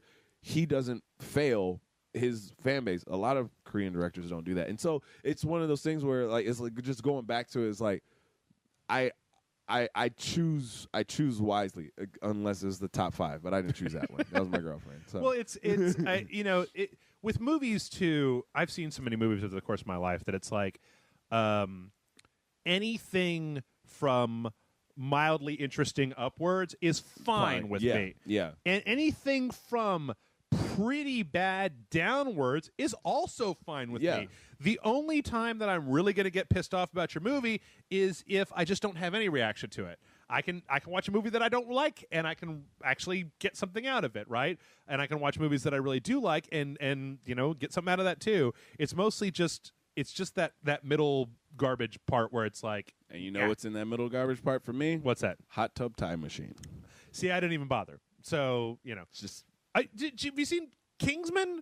Like, that was one that I was like, I think I watched a trailer for, and I was like, what the fuck? I mean, like, you know what it was? It was the fact that the fucking main character wears his hat all chav sideways and shit, and looks all like like a British thug, and I'm like, is this like a coming of age story? Yeah, like, I don't. I watched that. It was incredible. It was great.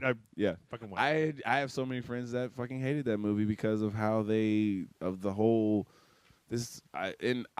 don't hate me because I know this is like a hot topic and it'll be a hot topic till the end of the fucking world. But like the neo-feminism and all that shit, it's like everybody just calm down, please. About because there's there's a male movement mad at Mad Max because of how strong the female protagonist was, and then there's people who are like for feminism who are mad at Kingsman of how the princess was portrayed. And I'm like, there was somebody. I have a friend. She's not somebody that I talk to very often, who was like basically like. It is an interaction that is minuscule and could honestly be taken entirely out of the movie and not really change anything, right? Real. And it was like, this whole movie is garbage because of that. And I'm like, what? And then for the Mad Max thing, I looked at that, and again, I want to go back. I want to go back and watch this. I was talking with Jason about this. You watch Road Warrior and Thunderdome.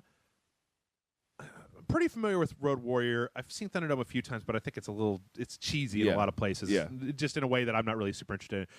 But Max just kind of wanders into those movies and then kind of has to just kind of fight his way out of them. Like he doesn't really have a super big stake in any of that stuff.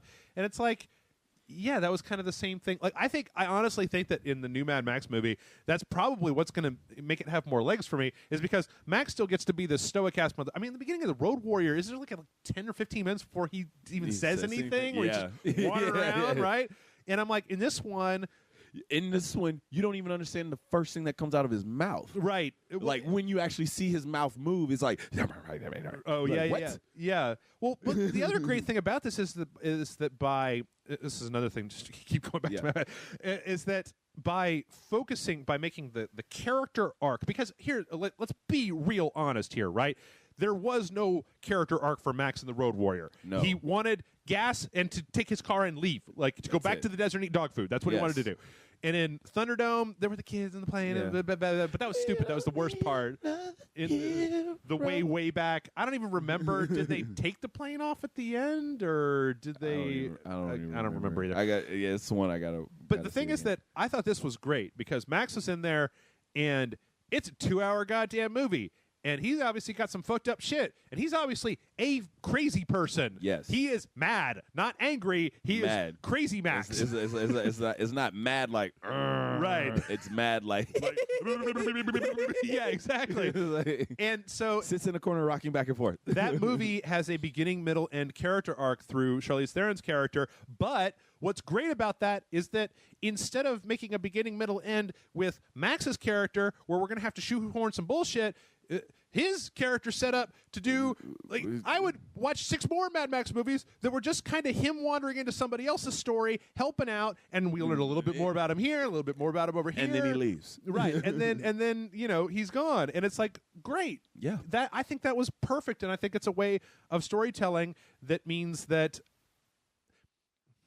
what it means in this day and age in which we live is that I want to see more Mad Max because I want to know more of Max's story because they didn't lay the whole goddamn thing out in the movie. Well, if you look at and this is the thing that that got me. We are so off topic here. Like, if you look at all three, you look at the Road Warrior, you look at Mad Max, and you look at Mad Max Thunderdome.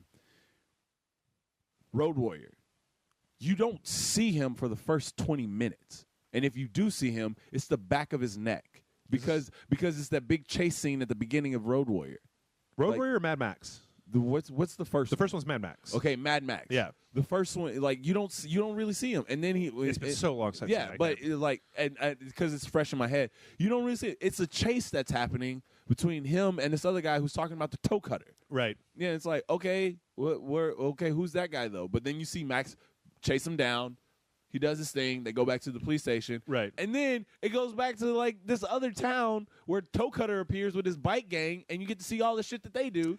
It's like I think that the reason that when I watched Mad Max originally that because I watched it way after the other two movies that it didn't really resonate as much with me, and I'm only now getting this because you're describing it, is because Max isn't as much in that movie. There's he's got like a partner or something, and then there's a whole partner dies. Focus on the villain for a while. Partner dies. He gets mad. Right.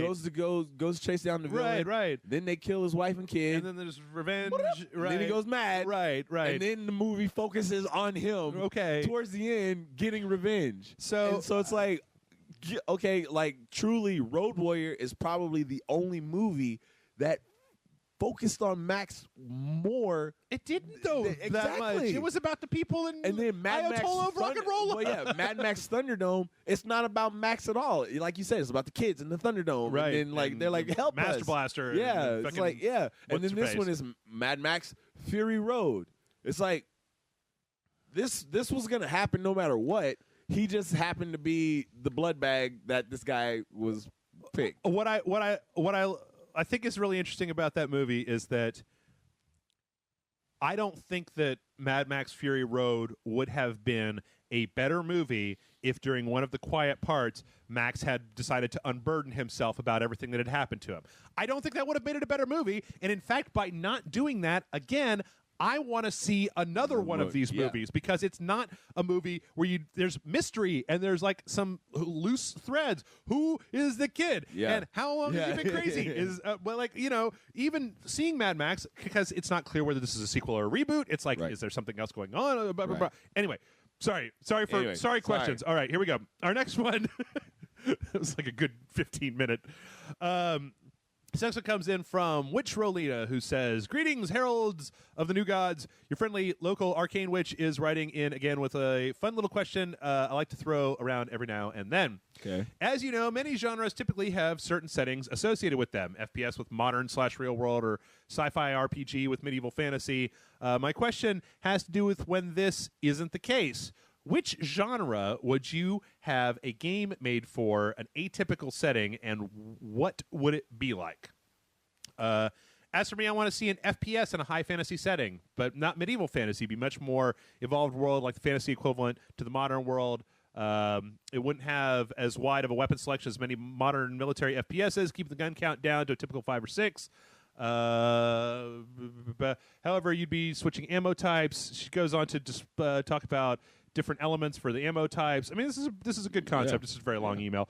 Once you're low or out of ammo, you'd switch to guns or switch ammo element, and etc. So what ideas do you guys have bouncing around in your heads? May your hits land critically and your loot drop rare, for the RNG goddess is with us always. Witch Rolina. That's actually a pretty awesome outro. Yeah. I like that. Like, as long as it's not this dog shit again. Yeah, like, stop. So, type of game, but in a different setting. Interesting. Third-person, futuristic, feudal RPG. Samurai feudal RPG. Too human. Oh, no, that's not samurai. That's Viking, right? Yeah, I was just thinking... I just think there should be more samurais in video games. Yeah. Whatever it takes, huh? Whatever it takes to get more Don't tell me Dynasty Warriors. That's China. Yeah. Let's see. I'm talking about like Way of the Warrior shit, but future. It's weird that they don't do as much. Like, it seems like with all of the kind of staleness that we have with first person, that there aren't more first person melee focused games. I mean, yeah, like the best one just till this day is Butcher Bay. Yeah, and that was just punching, right? Best. Oh my gosh, it's so good. Yes, it was on the Xbox. I know, I had it. Futuristic heist. I tell you what, man. You take any freaking genre of anything. I don't give a fuck what it is. You put it in the future, I'm there. It's done. I am there. Like, when we go back to movies that other people hate or judge harshly, I watched that Jupiter Ascending movie. I loved it. I thought it was great. The only thing that was a little meh with me was that Mila Kunis, there was a certain point in that movie where she needs to stop being like, do what? What? She was constantly confused.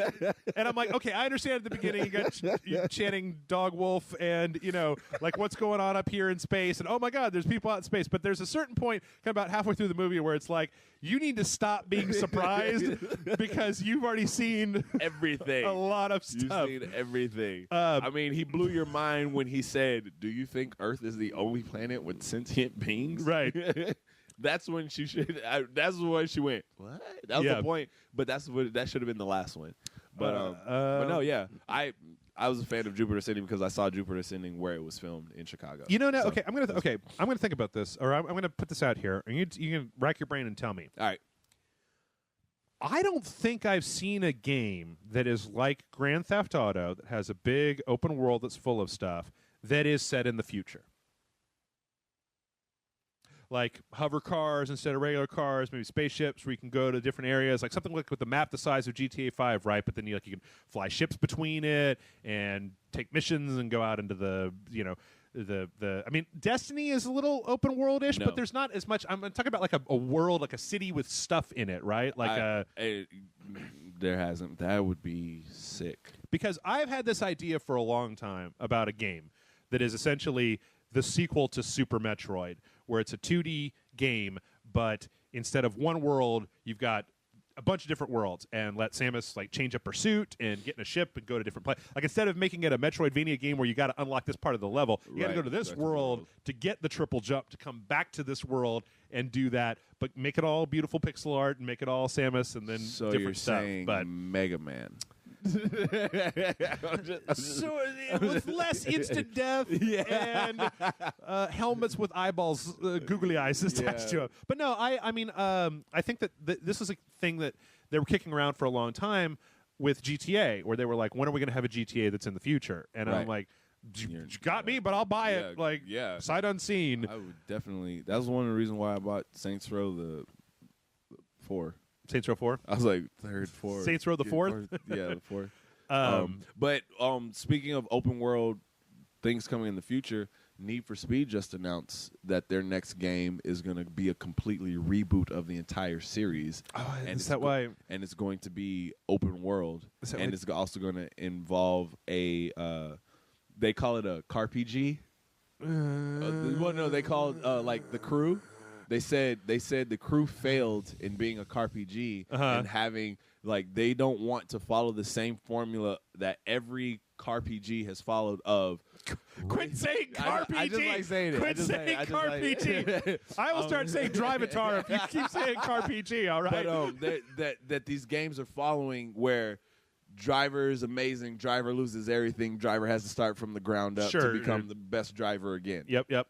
And so they were like, they're trying to get something. And so I know they're not going to go like futuristic, but they are going to delve back into their most famous series, which is the Need for Speed Underground series. So there's going to be a lot of tuning, a lot of customization, all of that stuff. Because they tried to get that same thing in Rivals. Yeah.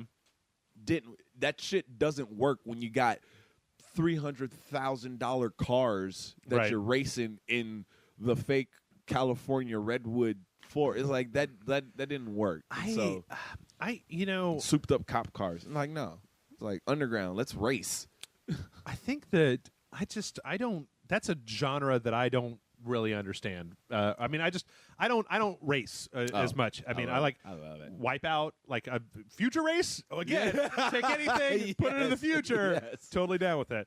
But a lot of those games, like, I feel that part of it, that if they could just open up a little bit more of it, like give me the opportunity to stop and get out of the car. I think that's what bothers me, is that you're locked in a car or in a menu, right? Yeah. So you drive up to a place and then you honk your horn and then you go, I don't know. Yeah. But yeah, take any. The more I look at it, the more I'm like, even if it's something like Lord of the Rings, or even if it's something like Wolfenstein, that is an open area, not an open world, but that like an area with a bunch of different places to go and like options and stuff like that. Well, see, that's where I would put Destiny. Destiny is an open world; it's open area. Yeah, I like the fact that more and more games are adopting that as a principle. Yeah. The Witcher. Hey, you see that mountain? Hang on. No. Wait 30 minutes. I'll be over there. Okay, so when you're playing The Witcher and you get out of the starting area, which there was a fair amount of stuff left in the starting area, right? Yeah. I mean, I think there was like 2 or 3 things that were a little bit high level when I left the starting area, and I went into the first area. You get to kind of choose between these 2 areas. And I don't know if those are the only 2 areas in the game, but I've been in the area that I'm in for about 12 hours, and I'm maybe 35% of the way through just the quest lines and the question marks and the thing. I'm like, this area, this one area is like a 20-hour RPG by itself. And there's another area I have not even set foot in yet. So like, I knowing I'm going to like spend so much time on this game, I bought the season pass. Oh yeah, which is going to add story stuff to it. And they're like, oh yeah, the first thing you get is like 10 extra hours. And I was like, why do you say that like that's a small time? That's not short, man. I'm glad that I'm not putting a pressure that. A lot of people want us to go back and do reviews. I'm trying to figure out a way to do that, folks. I really am. It's just very difficult. There's a lot. It's not necessarily playing the games. It's just the recording times are very limited for me right now. But I'm glad that I'm not pushing this one. But what I like about it is the fact that, I mean, there's hot spots, right? There's these question marks on the map, and you'll go to them. Some of them will just be a treasure that's guarded by an enemy, or some will be a monster nest. And then some of them are quests. But the thing is that, goddamn, like, it's really raising the bar for the quest lines. Like, in Dragon Age, there were, like, side quests, and they were throw away, kill this, whatever. Every single fucking quest in this game is like a story. Yeah, it's important. The main ones are good. The side ones, even some of the hunting, like you go, there was a quest I was doing where this kid is, and you guys will get to see this actually, but there's this, this kid's dad got killed, and you go talk to him, and you're trying to figure out what kind of monster it is, because in the game it is important to know what monster you're actually fighting, because they have different weaknesses and they're weak to different things, right? And they will fuck you up. And they will fuck you the fuck up. And so it's like you talk to this kid, and then you go look at the forensic evidence, and you do your CSI, and then you look in your Witcher book, and you're like, oh, I think I know what this is. And then finally you find it, and then you've got to learn how to fight the right way. And it's great. Anyway, we got to get through these emails. Next email comes in from Not Signed. So I'm going to call you Beavis. And Beavis says, Dear Dr. Jeff and his rage nurses, angry male nurses. Okay. I shudder to think about what this group of people would be like with medicine and drugs and things like that. I'm picturing, well, they're males, so I see that's where my head goes off, because I was picturing the nurses from Silent Hill. But anyway. This is a weird question, and I wanted to just throw it out there and see what we were able to figure out about it. My wife and I only play the Xbox 360, hopefully the Xbox One soon.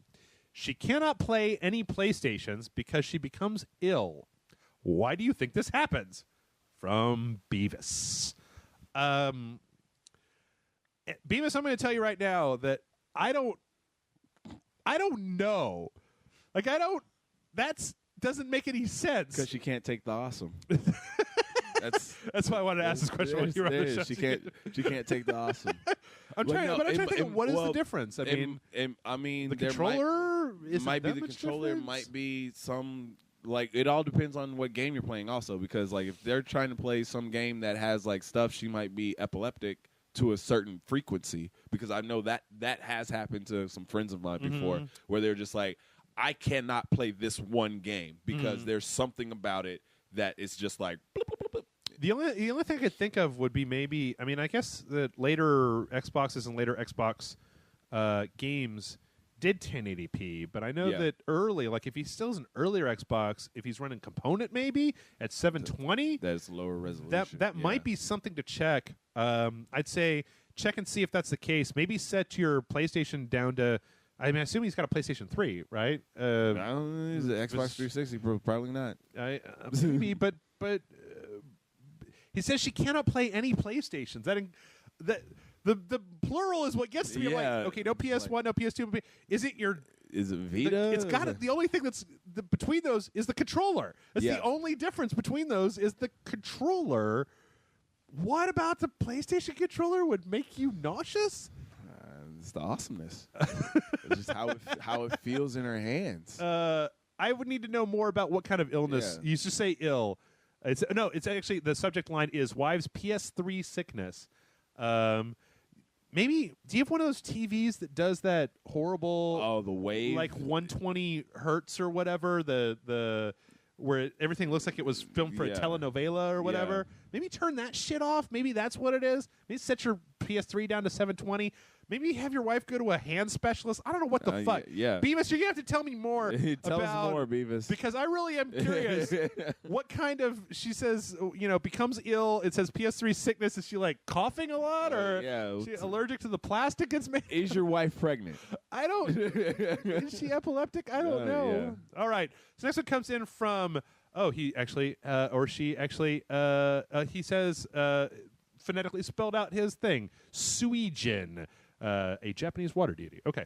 Dear Jeff and Aaron, often I hear you and the gaming press complain about DLC and the dreaded season pass. Granted, most DLC deserves the ire, since it usually ends up being content that was cut out of the regular game and sold back to you. But has there been any instances where you found some great DLC or a group of content where the season pass felt justified? Personally, the Borderlands franchise is the only game series I'll shell out for the season pass, and that trust was earned with great DLC content. May you live long and prosper, Suijin. Because I'm knee deep in it, Destiny. Yeah, but I'm a victim of the season pass buy. If it's a game that I know that I'm not gonna like trade back or shelf it and like not play it, I will get the season pass for it. Right. Like for instance, WW2K15. Okay. I bought that game. I wanted to play that game. I did it on purpose. I did not get the season pass though. Okay. Because I knew you say you did it on purpose. Like you're interested in GameStop. I don't give me whatever. I don't care. I gotta get W. Put a game in my hand. I'm crazy.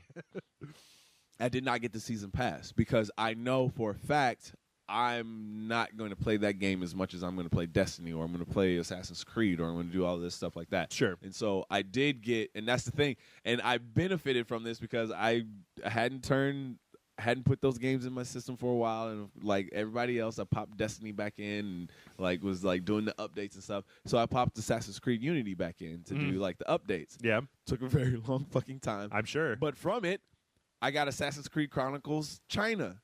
And I fucking love that game. Oh yeah, why? Because I had the season pass. Oh, and so I got it for free. Mm-hmm. And now I think it's available on the PlayStation Store. But whatever. But I was like, oh shit, I got all of this stuff, and I was like, let me check this out, because I had the season pass, and I stopped playing the game because I was pissed off at Ubisoft, and so I was just like, let me see what I got, and I'm like, holy shit, I got a lot. Let me pop in Destiny. Holy shit, completely different storyline now. House of Wolves. Let's jump on that. And so. I'm victim of it. I got the season pass for Watch Dogs because I just wanted to run around shooting people online all the time, and it's fun. But I'd have to say Watch Dogs is probably the one I was like, I probably shouldn't have got this one. Yeah, probably shouldn't, because it actually ends really quick. And it doesn't really increase anything. It doesn't further anything. Whereas for Destiny, it continues to tell more of the story and deal more into the lore that they kind of throw in your face that you have no idea what the hell's going on. And so, but for me, my top pick, best DLC right now is Destiny. Yeah. I found it, recently I've had a hard time with DLC because, I mean, you look, or season passes, right? Yeah. You look at something like even The Witcher. I bought the game and the pass, which I don't ever do. I don't ever fucking do that. But I like CD Projekt Red. I was pretty sure I was going to like this game. I was like, fuck it, just get it. The thing is that, as I just said about the amount of time that I'm playing The Witcher, like, if by the time I'm done with The Witcher, they're going to put out I liked Dragon Age. All right, Dragon Age Inquisition. No interest in going back and playing more of it. Right. I've been gushing about Shadows of Mordor this entire time. They had a season pass. They had a Game of the Year edition that just came out. I got the season pass. But when I finished that, pisses me off. What's that? Game of the Year edition. Oh yeah, because it's all the season pass stuff. Well, sure, of course, that's what they always do. Like, it's just because it came out so close to the actual game. Yeah. But I looked at Shadow of Mordor and I was like, I don't know that more story missions are really what I wanted out of Shadow of Mordor, right? My favorite DLCs come in the form. So far, my favorite DLCs have been for Mass Effect 2 because they added some stuff that was different. Lair of the Shadow Broker was a different sort of mission. It added a lot. Kasumi's heist mission in Mass Effect 2 was a big, different-ass mission. But my top pick of all time for DLC, and I don't think there was even a season pass, but my top pick for DLC of all time is Fallout 3. Fallout 3 had 4 pieces of DLC, and they were dramatically different. Okay. You had the pit. No, let's go in order. You had Operation Anchorage, where basically it takes you back in time via a simulator to the war that caused the world to be like this. Makes the game a little bit more of an action-y game than an RPG. Right. And then has you play through this with a meta plot about these people that are trying to unlock these secrets by doing the simulation. Then you have the pit, where you leave the wasteland and you go to Pittsburgh, where there's this giant slaver operation going on, and there's all this crazy new stuff, and you basically have to infiltrate it by becoming a slave in the slave pits and winning a bunch of fights, and then it's like you rise through the ranks. It's incredible. Then Mothership Zeta, where you go to find a distress beacon and you get alien abducted, and then you get a bunch of survivors together and you fuck up an alien ship and you kill a bunch of aliens. And then finally Point Lookout, where you go to like Maine, and it basically becomes like this eldritch horror game sort of, where it's like backwoods swamps with hillbilly mutants in overalls with shotguns. Oh my gosh. And so, but see, what was great about that, and what made those DLCs awesome, was the fact that those DLCs gave you, like, a lot of DLCs would be like, and this DLC has like this different armor, right? Right. When I played Operation Anchorage and I got to the end of Operation Anchorage, there was an enemy in there that was wearing a suit, and it was a suit that whenever you crouched made you turn invisible. And they all had samurai swords. And when I got out of that DLC, my character went from Mad Max Wasteland dude to Cyber Ninja because I got that suit. Right? That's my shit right there. Yeah. When I came out of Mothership Zeta, I got an answer to the problem that I had with the suit, which was that it was hard to repair, but the fact that you can go to this area and call the people you left on the ship, and they will send you down supplies, right? Like, each one of those things changed the game. The pit introduced a bunch of new weapons that were interesting, and Point Lookout introduced another bunch of new weapons and a huge area to do stuff. So I like DLC that changes the way that you play the game and is dramatically different. Yeah. I don't care if it's 4 new story missions. I don't. BioShock Infinite's story DLC, where it was an alternate timeline of original BioShock universe, with Elizabeth and Booker in it, quotey fingers Booker. That was interesting. Stuff that does interesting things, and also for games that I really like. Like, I know that Evil Within has had several DLCs, and I just didn't get into that Last game. of Us Left Behind? Never played it. I mean, that's the other thing, is that if it's a long game, I need your DLC to really bring something to the table. Yeah. Because the incentive to go back and play more Last of Us, it's like, I played Last of Us a lot, right? And I keep meaning to go back and play Left Behind. I'll tell you, the last best DLC that I got was the Dark Souls 2 Season Pass. 3 brand new giant areas, new enemies, new armor, new bosses, new story, new all this stuff that actually added value to Dark Souls 2 when you play it. Boom. Yeah.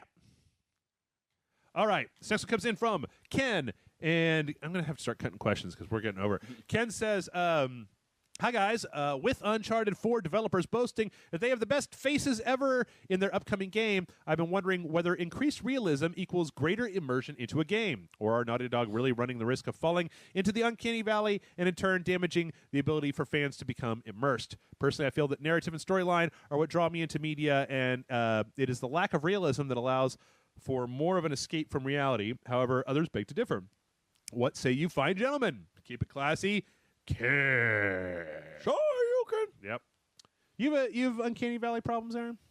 Uncanny Value? Uncanny Valley? Do you know what the Uncanny Valley is? No, I don't know what the Uncanny Valley is. So the Uncanny Valley, there's a line graph, right, that goes up like this. Okay. Now on this side you have on this area you have how realistic is your portrayal of a character, of how much does it look like a person, right? Okay. And on the bottom you've got how much do you emotionally connect with them.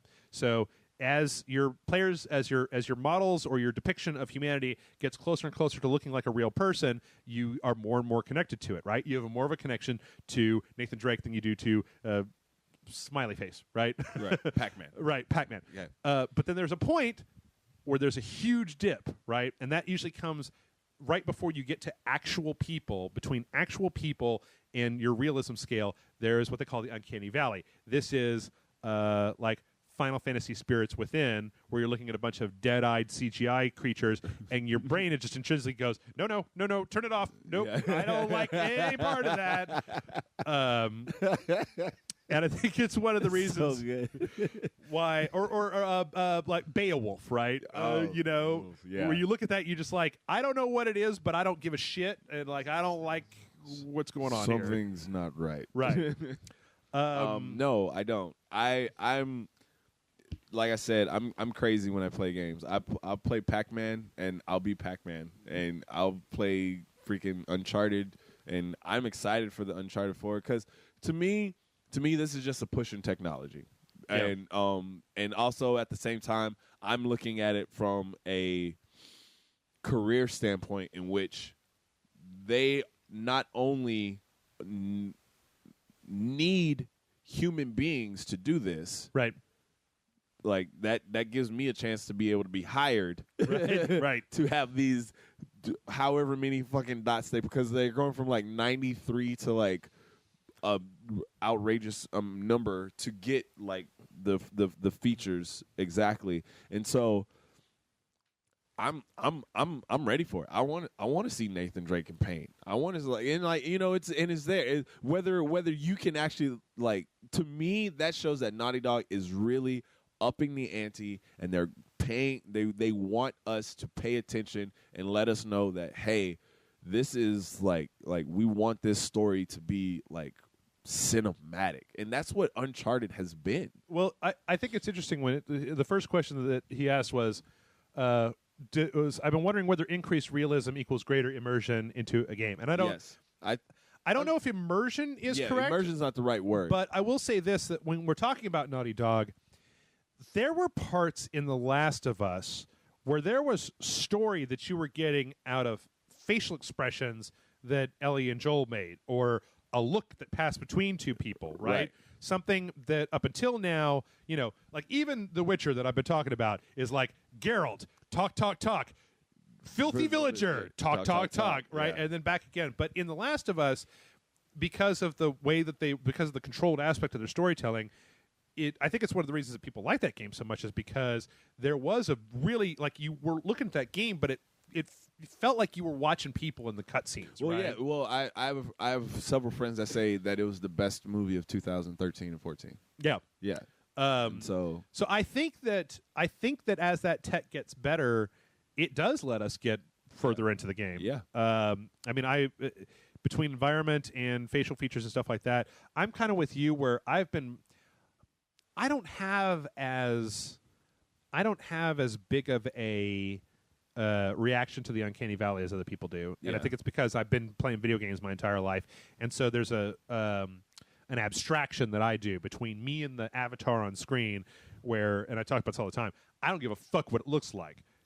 I played Thomas Was Alone. You play a square. Yeah. That is what you are, as a square. Yeah, square. Right. So square, Pac-Man, the wind in Flower. Yeah. Right? Like, these are all my avatars. Like Destiny, I was upset about having to create a character. Yeah. Because I'm like, why do I have to focus on his face? You're never gonna fucking see it. You see it in the city, but you don't have to. You're not in the city the whole freaking time. Yeah, it doesn't. And that's what I was like. Unless I get like a clear mask that they're never gonna make, maybe. I mean, if there was more than like 4 cutscenes in the game where you see your character. Yeah, it's like, so like it would make sense. But I understand. But also at the same time, that's not like the main focal point of Destiny. But with Naughty Dog, they want their focal point to be, we want you to be fully into this game and like just be blown away by what we're providing to you. So the other thing is that I feel like we're about as close, and that we're getting way closer to like the what the fuck is the name of the Konami engine that they're using for Foxtech engine, right? Yeah, Fox. Yeah, they can go scan an area, like they could put cameras in this room and take enough pictures that they can then feed that in and make this an environment, right, in their game. The same as I've seen multiple technologies. Anytime you if you ever go to any kind of show, you'll see there's usually a booth set up where they'll put you in the booth, they'll take a bunch of pictures of you, and then print you a figure, like with a 3D printer, with color on it that is you. It looks exactly like you. And I've actually seen tech online of, why bother paying a bunch of people hundreds of hours? I mean, obviously, if you have this job, I'm sorry, I'm not trying to say your job is irrelevant. Well, why bother paying people a whole bunch of money to sculpt a 3D model when you could just hire somebody to go stand in a booth, click, click, click, click, click, click, click, done. Smile, click, click, click, click, click, click. We've got tech now that's going to 3D map your face and then move the expressions between those. You're still going to need people, obviously, doing motion capture and stuff like that. But why bother to pay some artist? It's a question that I went to when I saw the first big panel on the Foxtech engine, where I'm like, are we reaching a point where it costs more to hire 500 CGI artists to build the coffee cup and the Febreze can and all of the shit that's in a level, you know, than we are just to set dress a level and then scan it and put it into your game. So, but I don't. Yeah, I don't. In order to answer your question, I think that realism does work and it does help. Yeah, it helps. But it's not necessary. It doesn't have to be there because Thomas Was Alone was a very emotional story, and it was about a square and a rectangle. Flow, man. Yeah. Yep. Let's see. I'm going to go ahead and I'm going to start. Let's see. How many questions do I got here? Boop, boop, boop, boop, boop. I'm going to cancel that one. We've got 2 short questions and one that's in here just to piss you off, Aaron. So sweet. This next one is from Kutao, who says, "Hello there, Jeff and Aaron. I have 3 questions, but if you can't get to them all now, don't worry, no feelings hurt."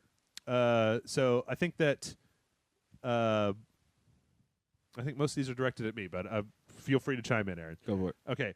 1, since you have the you can see why I asked this. Since you have the Oculus Rift, how long do you play before your eyes start bugging you? Yeah. It's about 5 or 6 hours before I really need to rest. It's pretty intense. I mean, yesterday I finally got a headache, but I've been messing with it all day. I've been watching movies and shit on it. So, when you play with VR, do you think surround sound headphones would be better, or just any headphones? I don't have surround sound headphones, so so I just go with normal headphones and then jack them up as loud as possible. So 3, I want to start a podcast. What is the best way to do it? I know you have Grant and a lot of others that are successful in podcasters. Come on, so any tips from you guys would be gold. Thanks for answering. If not, I'll spam you next week with the same email. Keep on raging. Kutao. This is not a knock to him, and this is not a knock to a lot of people out there. Right. One thing that I will say, whether you're going to do on video, podcast recording, or just vocal recording, whatever you have to do, you have to be you can't have a social problem. Like, you have to be able to talk to people. You have to be entertaining. You have to have influxes and defluxes in your voice. You have to, like, have emotion. You have to be a real person. Because, like, there are sometimes, and there are those people on the radio. There are those people who talk like this, and this is what they do. Oh, yeah, I listen to NPR. Right, so, yeah. But also at the same time, NPR goes to stories that have that. It's like, yeah, and today this is what was going on in Washington, D.C., and da-da-da. Then it goes to a recording in Washington, D.C., then it goes back to this guy over here. So there's differences. But if it's just you, it's not going to work. And, like, you'll find an audience, but it's not going to, like, unless if you're thinking you want to have, like, super, super, super successful audience, there's things that you have to, like, be original. Find something that you can latch on to that and make it your own and, like, run with that. Because, because it's the same thing. Like, I tell people about Rage Select all the time, and they're like, well, what's different than that than any other? Like, I was just like, truthfully, I was like, these guys are real. I was like, we are real. We sit there, and it's like we see something that's stupid in the game, and like we might censor ourselves right then and there, but we're still gonna be like, what the fuck was that? Yep. And like we're gonna say that. Yeah. It's not gonna be like you know, I just pulled myself away from the mic and like mouthed what the fuck was that? No, it's like you're gonna know. And I was like, and you're gonna get fans who appreciate that. Yeah. And so, but like if that's not your thing, if you are the straightforward, this is the facts kind of guy, you're going to get those fans who want this is the straightforward kind of stuff, but you're also going to get those people who are like, that's not true. And so you also have to prepare yourself for that, which there's no way you can prepare yourself for that. Nope. Yep. You welcome. It's also known as the internet. Welcome to a world of shit. when people created the www.com, whatever the fuck you want to call it, they had no idea the shitstorm that they were opening. I truly do believe that the internet is Pandora's box. It has so many good things and so many bad things. Yeah. But you can give this guy way more pointers on that. So it kind of depends on who you are when you're podcasting, right? If you are like, I've been doing this for a while, so I, generally speaking, I kind of know what I need to do a thing. Like I can do a review. Like if you and me want to do a review, do a review right now. Just review whatever. I don't care. But when I started out, like when we would do some of the spoiler casts back on Spill and things like that, if you're not experienced and the stuff doesn't just rattle out of you, make a list of, we're going to talk about this, we're going to talk about this, we're going to talk about this, we're going to talk about this. I will tell you though, oh my God, okay, there are two things. There are two things that if you can do them, you will be light years ahead of everybody. Three things. Okay, first of all, you were talking about this, but don't podcast by yourself. You don't want to. Nobody wants to just listen to you talk for an hour, right? Like, get somebody else. Okay, one, or create a character, or that, or anything. Or like talk to yourself. Yeah, just write a script and then do. And it depends. What do you want to do? A scripted thing, or we want to do an unscripted thing? But okay, number one, microphones. All right. I use a Shure Beta 58A. That's what I use. It's Shure Beta 58A. I think they're about $170 a pop. They're called hypercardioid mics, which means that my dog can be barking, they can be doing yard work, the house could be on fire, and all you're going to hear is me talking. Yep. Go back to the Ragecast, and again, watch the Ragecast videos that I put up. They're recorded on these mics. They aren't even really mastered all that well, but they're recorded on these mics. There were people about 4 feet from where we're recording screaming at the top of their, like, it got that party thing where everybody's talking, and then it's just everybody's screaming for whatever reason. Bad mics sound like shit, and compression is also your friend. Go look up what compression is. Yeah. Make sure that that you don't want to try to get a mic where you don't have that horrible hiss in the background all the time, and that if you move it around, it's not like instead of sound like a what's happening telephone eating a black box or something. The second thing that will put you, I swear to fucking God, leaps and bounds ahead of everybody. You know how many podcasts I listen to? People who they don't know how to talk to other people. Not socially, but it's like, do you just motor mouth over everybody? Like, you do not know that etiquette, man. Like, I talk, and then you talk, and then I talk, and then you talk, and we're not talking all at the same time. And especially if you're going to start using Skype. I've listened to a lot of Skype podcasts that can end up being very rough. And I'm not talking about I don't know if the Rage Select Community podcast is done over Skype. I'm not. I don't want this to sound like it's the lag. I'm coding. Well, the thing is that Jason and like Kevin and I and Nick and I, and we still have little hiccups here and there, but we spent like a year and a half on Skype learning how to Skype podcast and learning how when you hear somebody cutting across you to stop. You got to listen as well as talk. If you hear somebody cutting in to make a joke, you got to stop and let them do that. Or you have to edit the fuck out of it to make it sound right. Because otherwise, if you have that thing where you're talking and then I go to cut you off, but you keep talking because you didn't hear me, and then I stop and then you stop and then so no, you go ahead. Okay, cut that shit out or learn how to talk around it. Yeah, start over. Or make a joke about it. So decent equipment.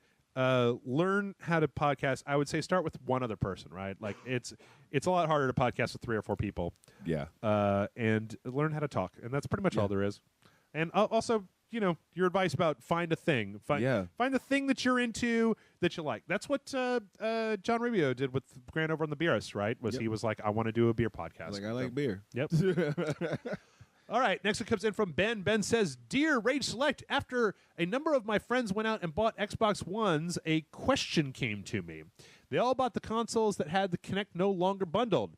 Do you think that since the Kinect has been no longer bundled and so many people buying the cheaper console with the Kinect, will the Kinect be discontinued, or will they update it with software to make it a more enticing product, or at least make it more functionally useful? From Ben. Kinect is dead. Yeah, I'm going to go out on a limb here, and I'm going to say that motion gaming is mostly dead at this point. Yeah, like outside of Just Dance, who gives a fuck? Who gives a fuck? I was looking for a thing downstairs, Aaron, and I came across I bought this piece of shit. Remember the PlayStation Move? I was actually going to bring that up earlier, but I was just like, it's irrelevant. Oh, no. I have the PlayStation Move, and I have the Nunchuck, and I bought that big gun that you put the PlayStation Move in, that you could play Killzone 3, like standing there using the gun to move and then aiming and shooting it. It was terrible. I played about half the game that way and was just like, it's bad. It's just not good. As soon as they brought it up, I don't even remember what E3 that was, and I was just like, y'all just lost money.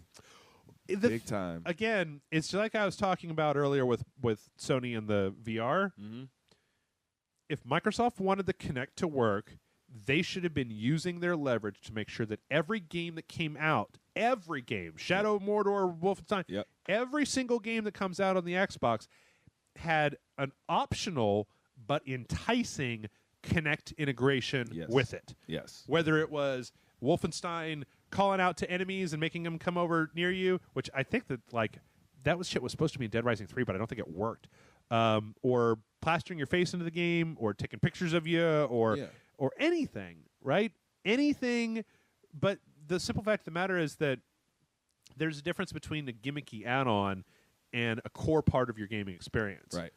And I feel like the Kinect and, to a certain degree, some of the Wii Motion stuff is kind of become a gimmicky add-on and not a core part. Like, you would never say to yourself, I couldn't imagine playing this game without the Kinect. Like, I could not imagine what it would be like to play this game without the Kinect. And unless they were able to make that happen, I can't imagine not playing Fruit Ninja with the Kinect. But, like, you got to get it to a point where where I'm saying to somebody else, yo, man, did you play Mass Effect 3 with the Kinect? And you're like, no. Like, it is an entirely different experience. Right. It is so much more immersive than I've ever seen before, because you got to have people try to entice other people to do it. Word of mouth. Yep. And outside of that, I don't know. All right, one last question, then we're done. This one comes in from No Name, so I'm going to call you Placus. Placus. Okay, fine. Placus. Greetings, Jeff and the holograms. Oh, wait, hold on. No, actually, he did have the name. Alter Gray. Sorry, Alter Gray. Sorry, before we do this last question. Sorry. Did you see that Gem and the holograms trailer? I don't, man.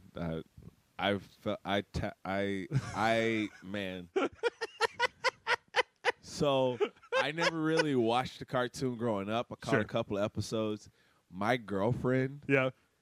I wish she was sitting on this couch next to me so I could hand the mic over to her. We just go outside for a little while. I just be like, Jeff, I'll see you next week, man. All right? I'm going to go to Wendy's real quick. Holy shit. Yeah, well, of course. The show was about, my sister was a big fan of it. The show was about the fucking lasers that turn you into a superstar. And it's like, what's up with it's fucking that thing you do, right? Yeah. Like, with some pink face paint. There was a girl named Jim, but actually that wasn't her name. Right. And no misfits. She had adopted sisters. And then one of her sisters recorded her on YouTube. And then she became famous. Jim and the holograms. Like, who the fuck wants to watch that story? I don't even want to watch that fucking... I don't want to watch the story we got of some people who were old actresses in 80s movies who are reprising their roles as old bitches. I mean, like, what's the? It looks like from the trailer that the central conflict of the movie is like the record company wants you to be a superstar and get rid of all your friends, and then you get rid of all your friends, but you find out that it's not worth it if you don't have your friends with you. How many fucking times do we have to watch that movie before it's? Hey, you know what movie it looks like? You know what movie it looks like? What? And this actually movie I actually like, but it was because that one was the one that I actually like was done with more comedic humor and didn't take itself seriously. Josie and the Pussycats. Everybody's making that comparison. I haven't ever seen that movie. I was actually just thinking it's a.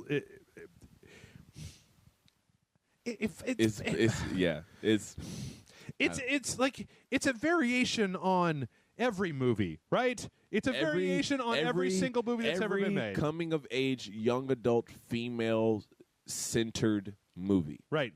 Think of all of those. This is Jim and the Holograms throwing some music, throwing some even prettier faces. Done. There you go. Yeah. Anyway, fuck it. Yeah. All right. I recently. Okay, this is okay. Greetings, Jeff and the Holograms. This is Ultra Gray from the site. I recently bought a Wii U with Super Mario 3D World and Nintendo Land installed, and purchased Mario Kart 8 and Smash Bros. Along with it. Seeing as this is my only next-gen console, what other games can you suggest I get? Keep in mind that in most circles, I might be considered a filthy casual. Thanks for answering my question. I've been a huge fan for years. Keep up the work.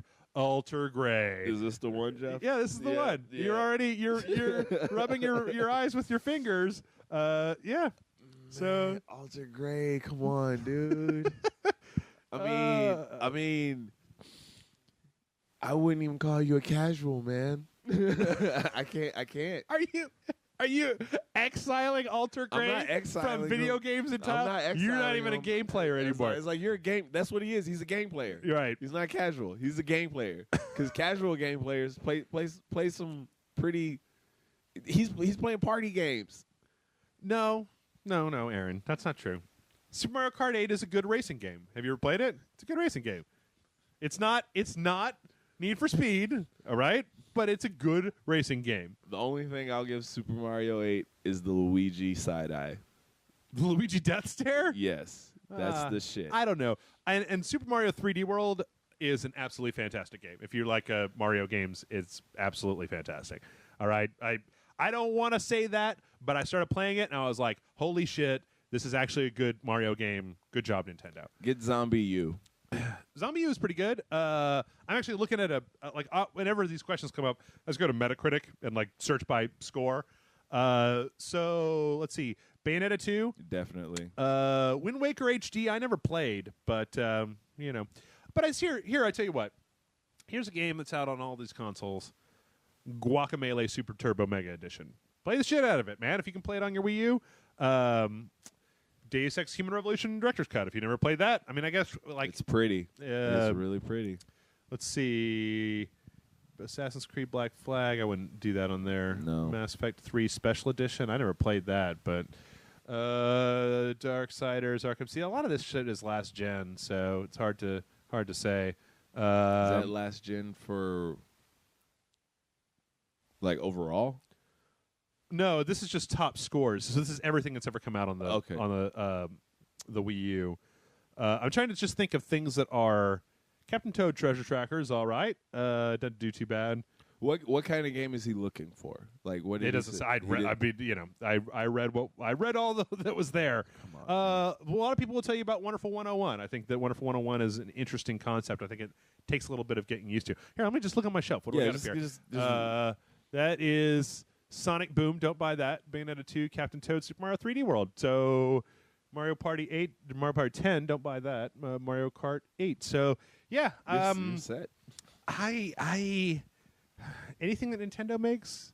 The Kirby game was okay. I don't know, man. I would just me personally, because I do have a tendency to dwell into the past. Mm-hmm. If Darksiders is available for Wii U, get that. I'm going to assume that he played last gen stuff. I'm not, but okay. I'm not. I'm going to be the asshole on this question. I'm going to assume that he's a casual gamer with the Wii U. Okay. Who only has the games that he has up there. I'm only going to say the games that I would play because I would play Darksiders because I've played that one. I have it. Bayonetta 2 because I'm pissed off that Nintendo got it. Mm-hmm. And, yeah. What was that one I was just looking at? Hyrule Warriors. Hyrule Warriors is surprisingly good. I would play that one too. And Zombie U because I got my best friend that game. That was his first Wii U game. So. Yeah, we're down into the red now. Yeah. Yeah, it's difficult. There's not a lot. I mean, the Wii U is... there's not a lot that comes out for it. I mean, I'd say actually one of the things that you should probably definitely do is watch the Wii U indie channel where they release downloadable games because stuff like Guacamelee and Shovel Knight just came out for it. Like, there's a lot of stuff like that is totally worth your time. Or you can step your game up, get a PlayStation 4. Just throwing that out. I'm just throwing it out there. I'm not saying it's a must. I'm just throwing it out there. Let it mill around in your head for a little bit. Right. If it's something you can latch on to, think about it. If not, keep doing what you're doing, pimping. Okay. Keep doing what you're doing. That is our show. I think. Splatoon comes out next week. I'm sure that's going to probably be very good. Which changed that guy's mind earlier. Yeah. He was just like, what? Yep. Anyway, that's our show. We're done. If you have questions, send them into mail@rageselect.com. That is mail@rageselect.com. And with that, do you want to set my Wii U on fire and throw it in the street? I do not wish violence on the Wii U. I just don't touch it. Well, we got to set something on fire and throw it in the street. If you want me to set your Wii U on fire, I'll do it. But I think I got a PlayStation 2 around here somewhere. We'll just go with that. Let's light it up. All right.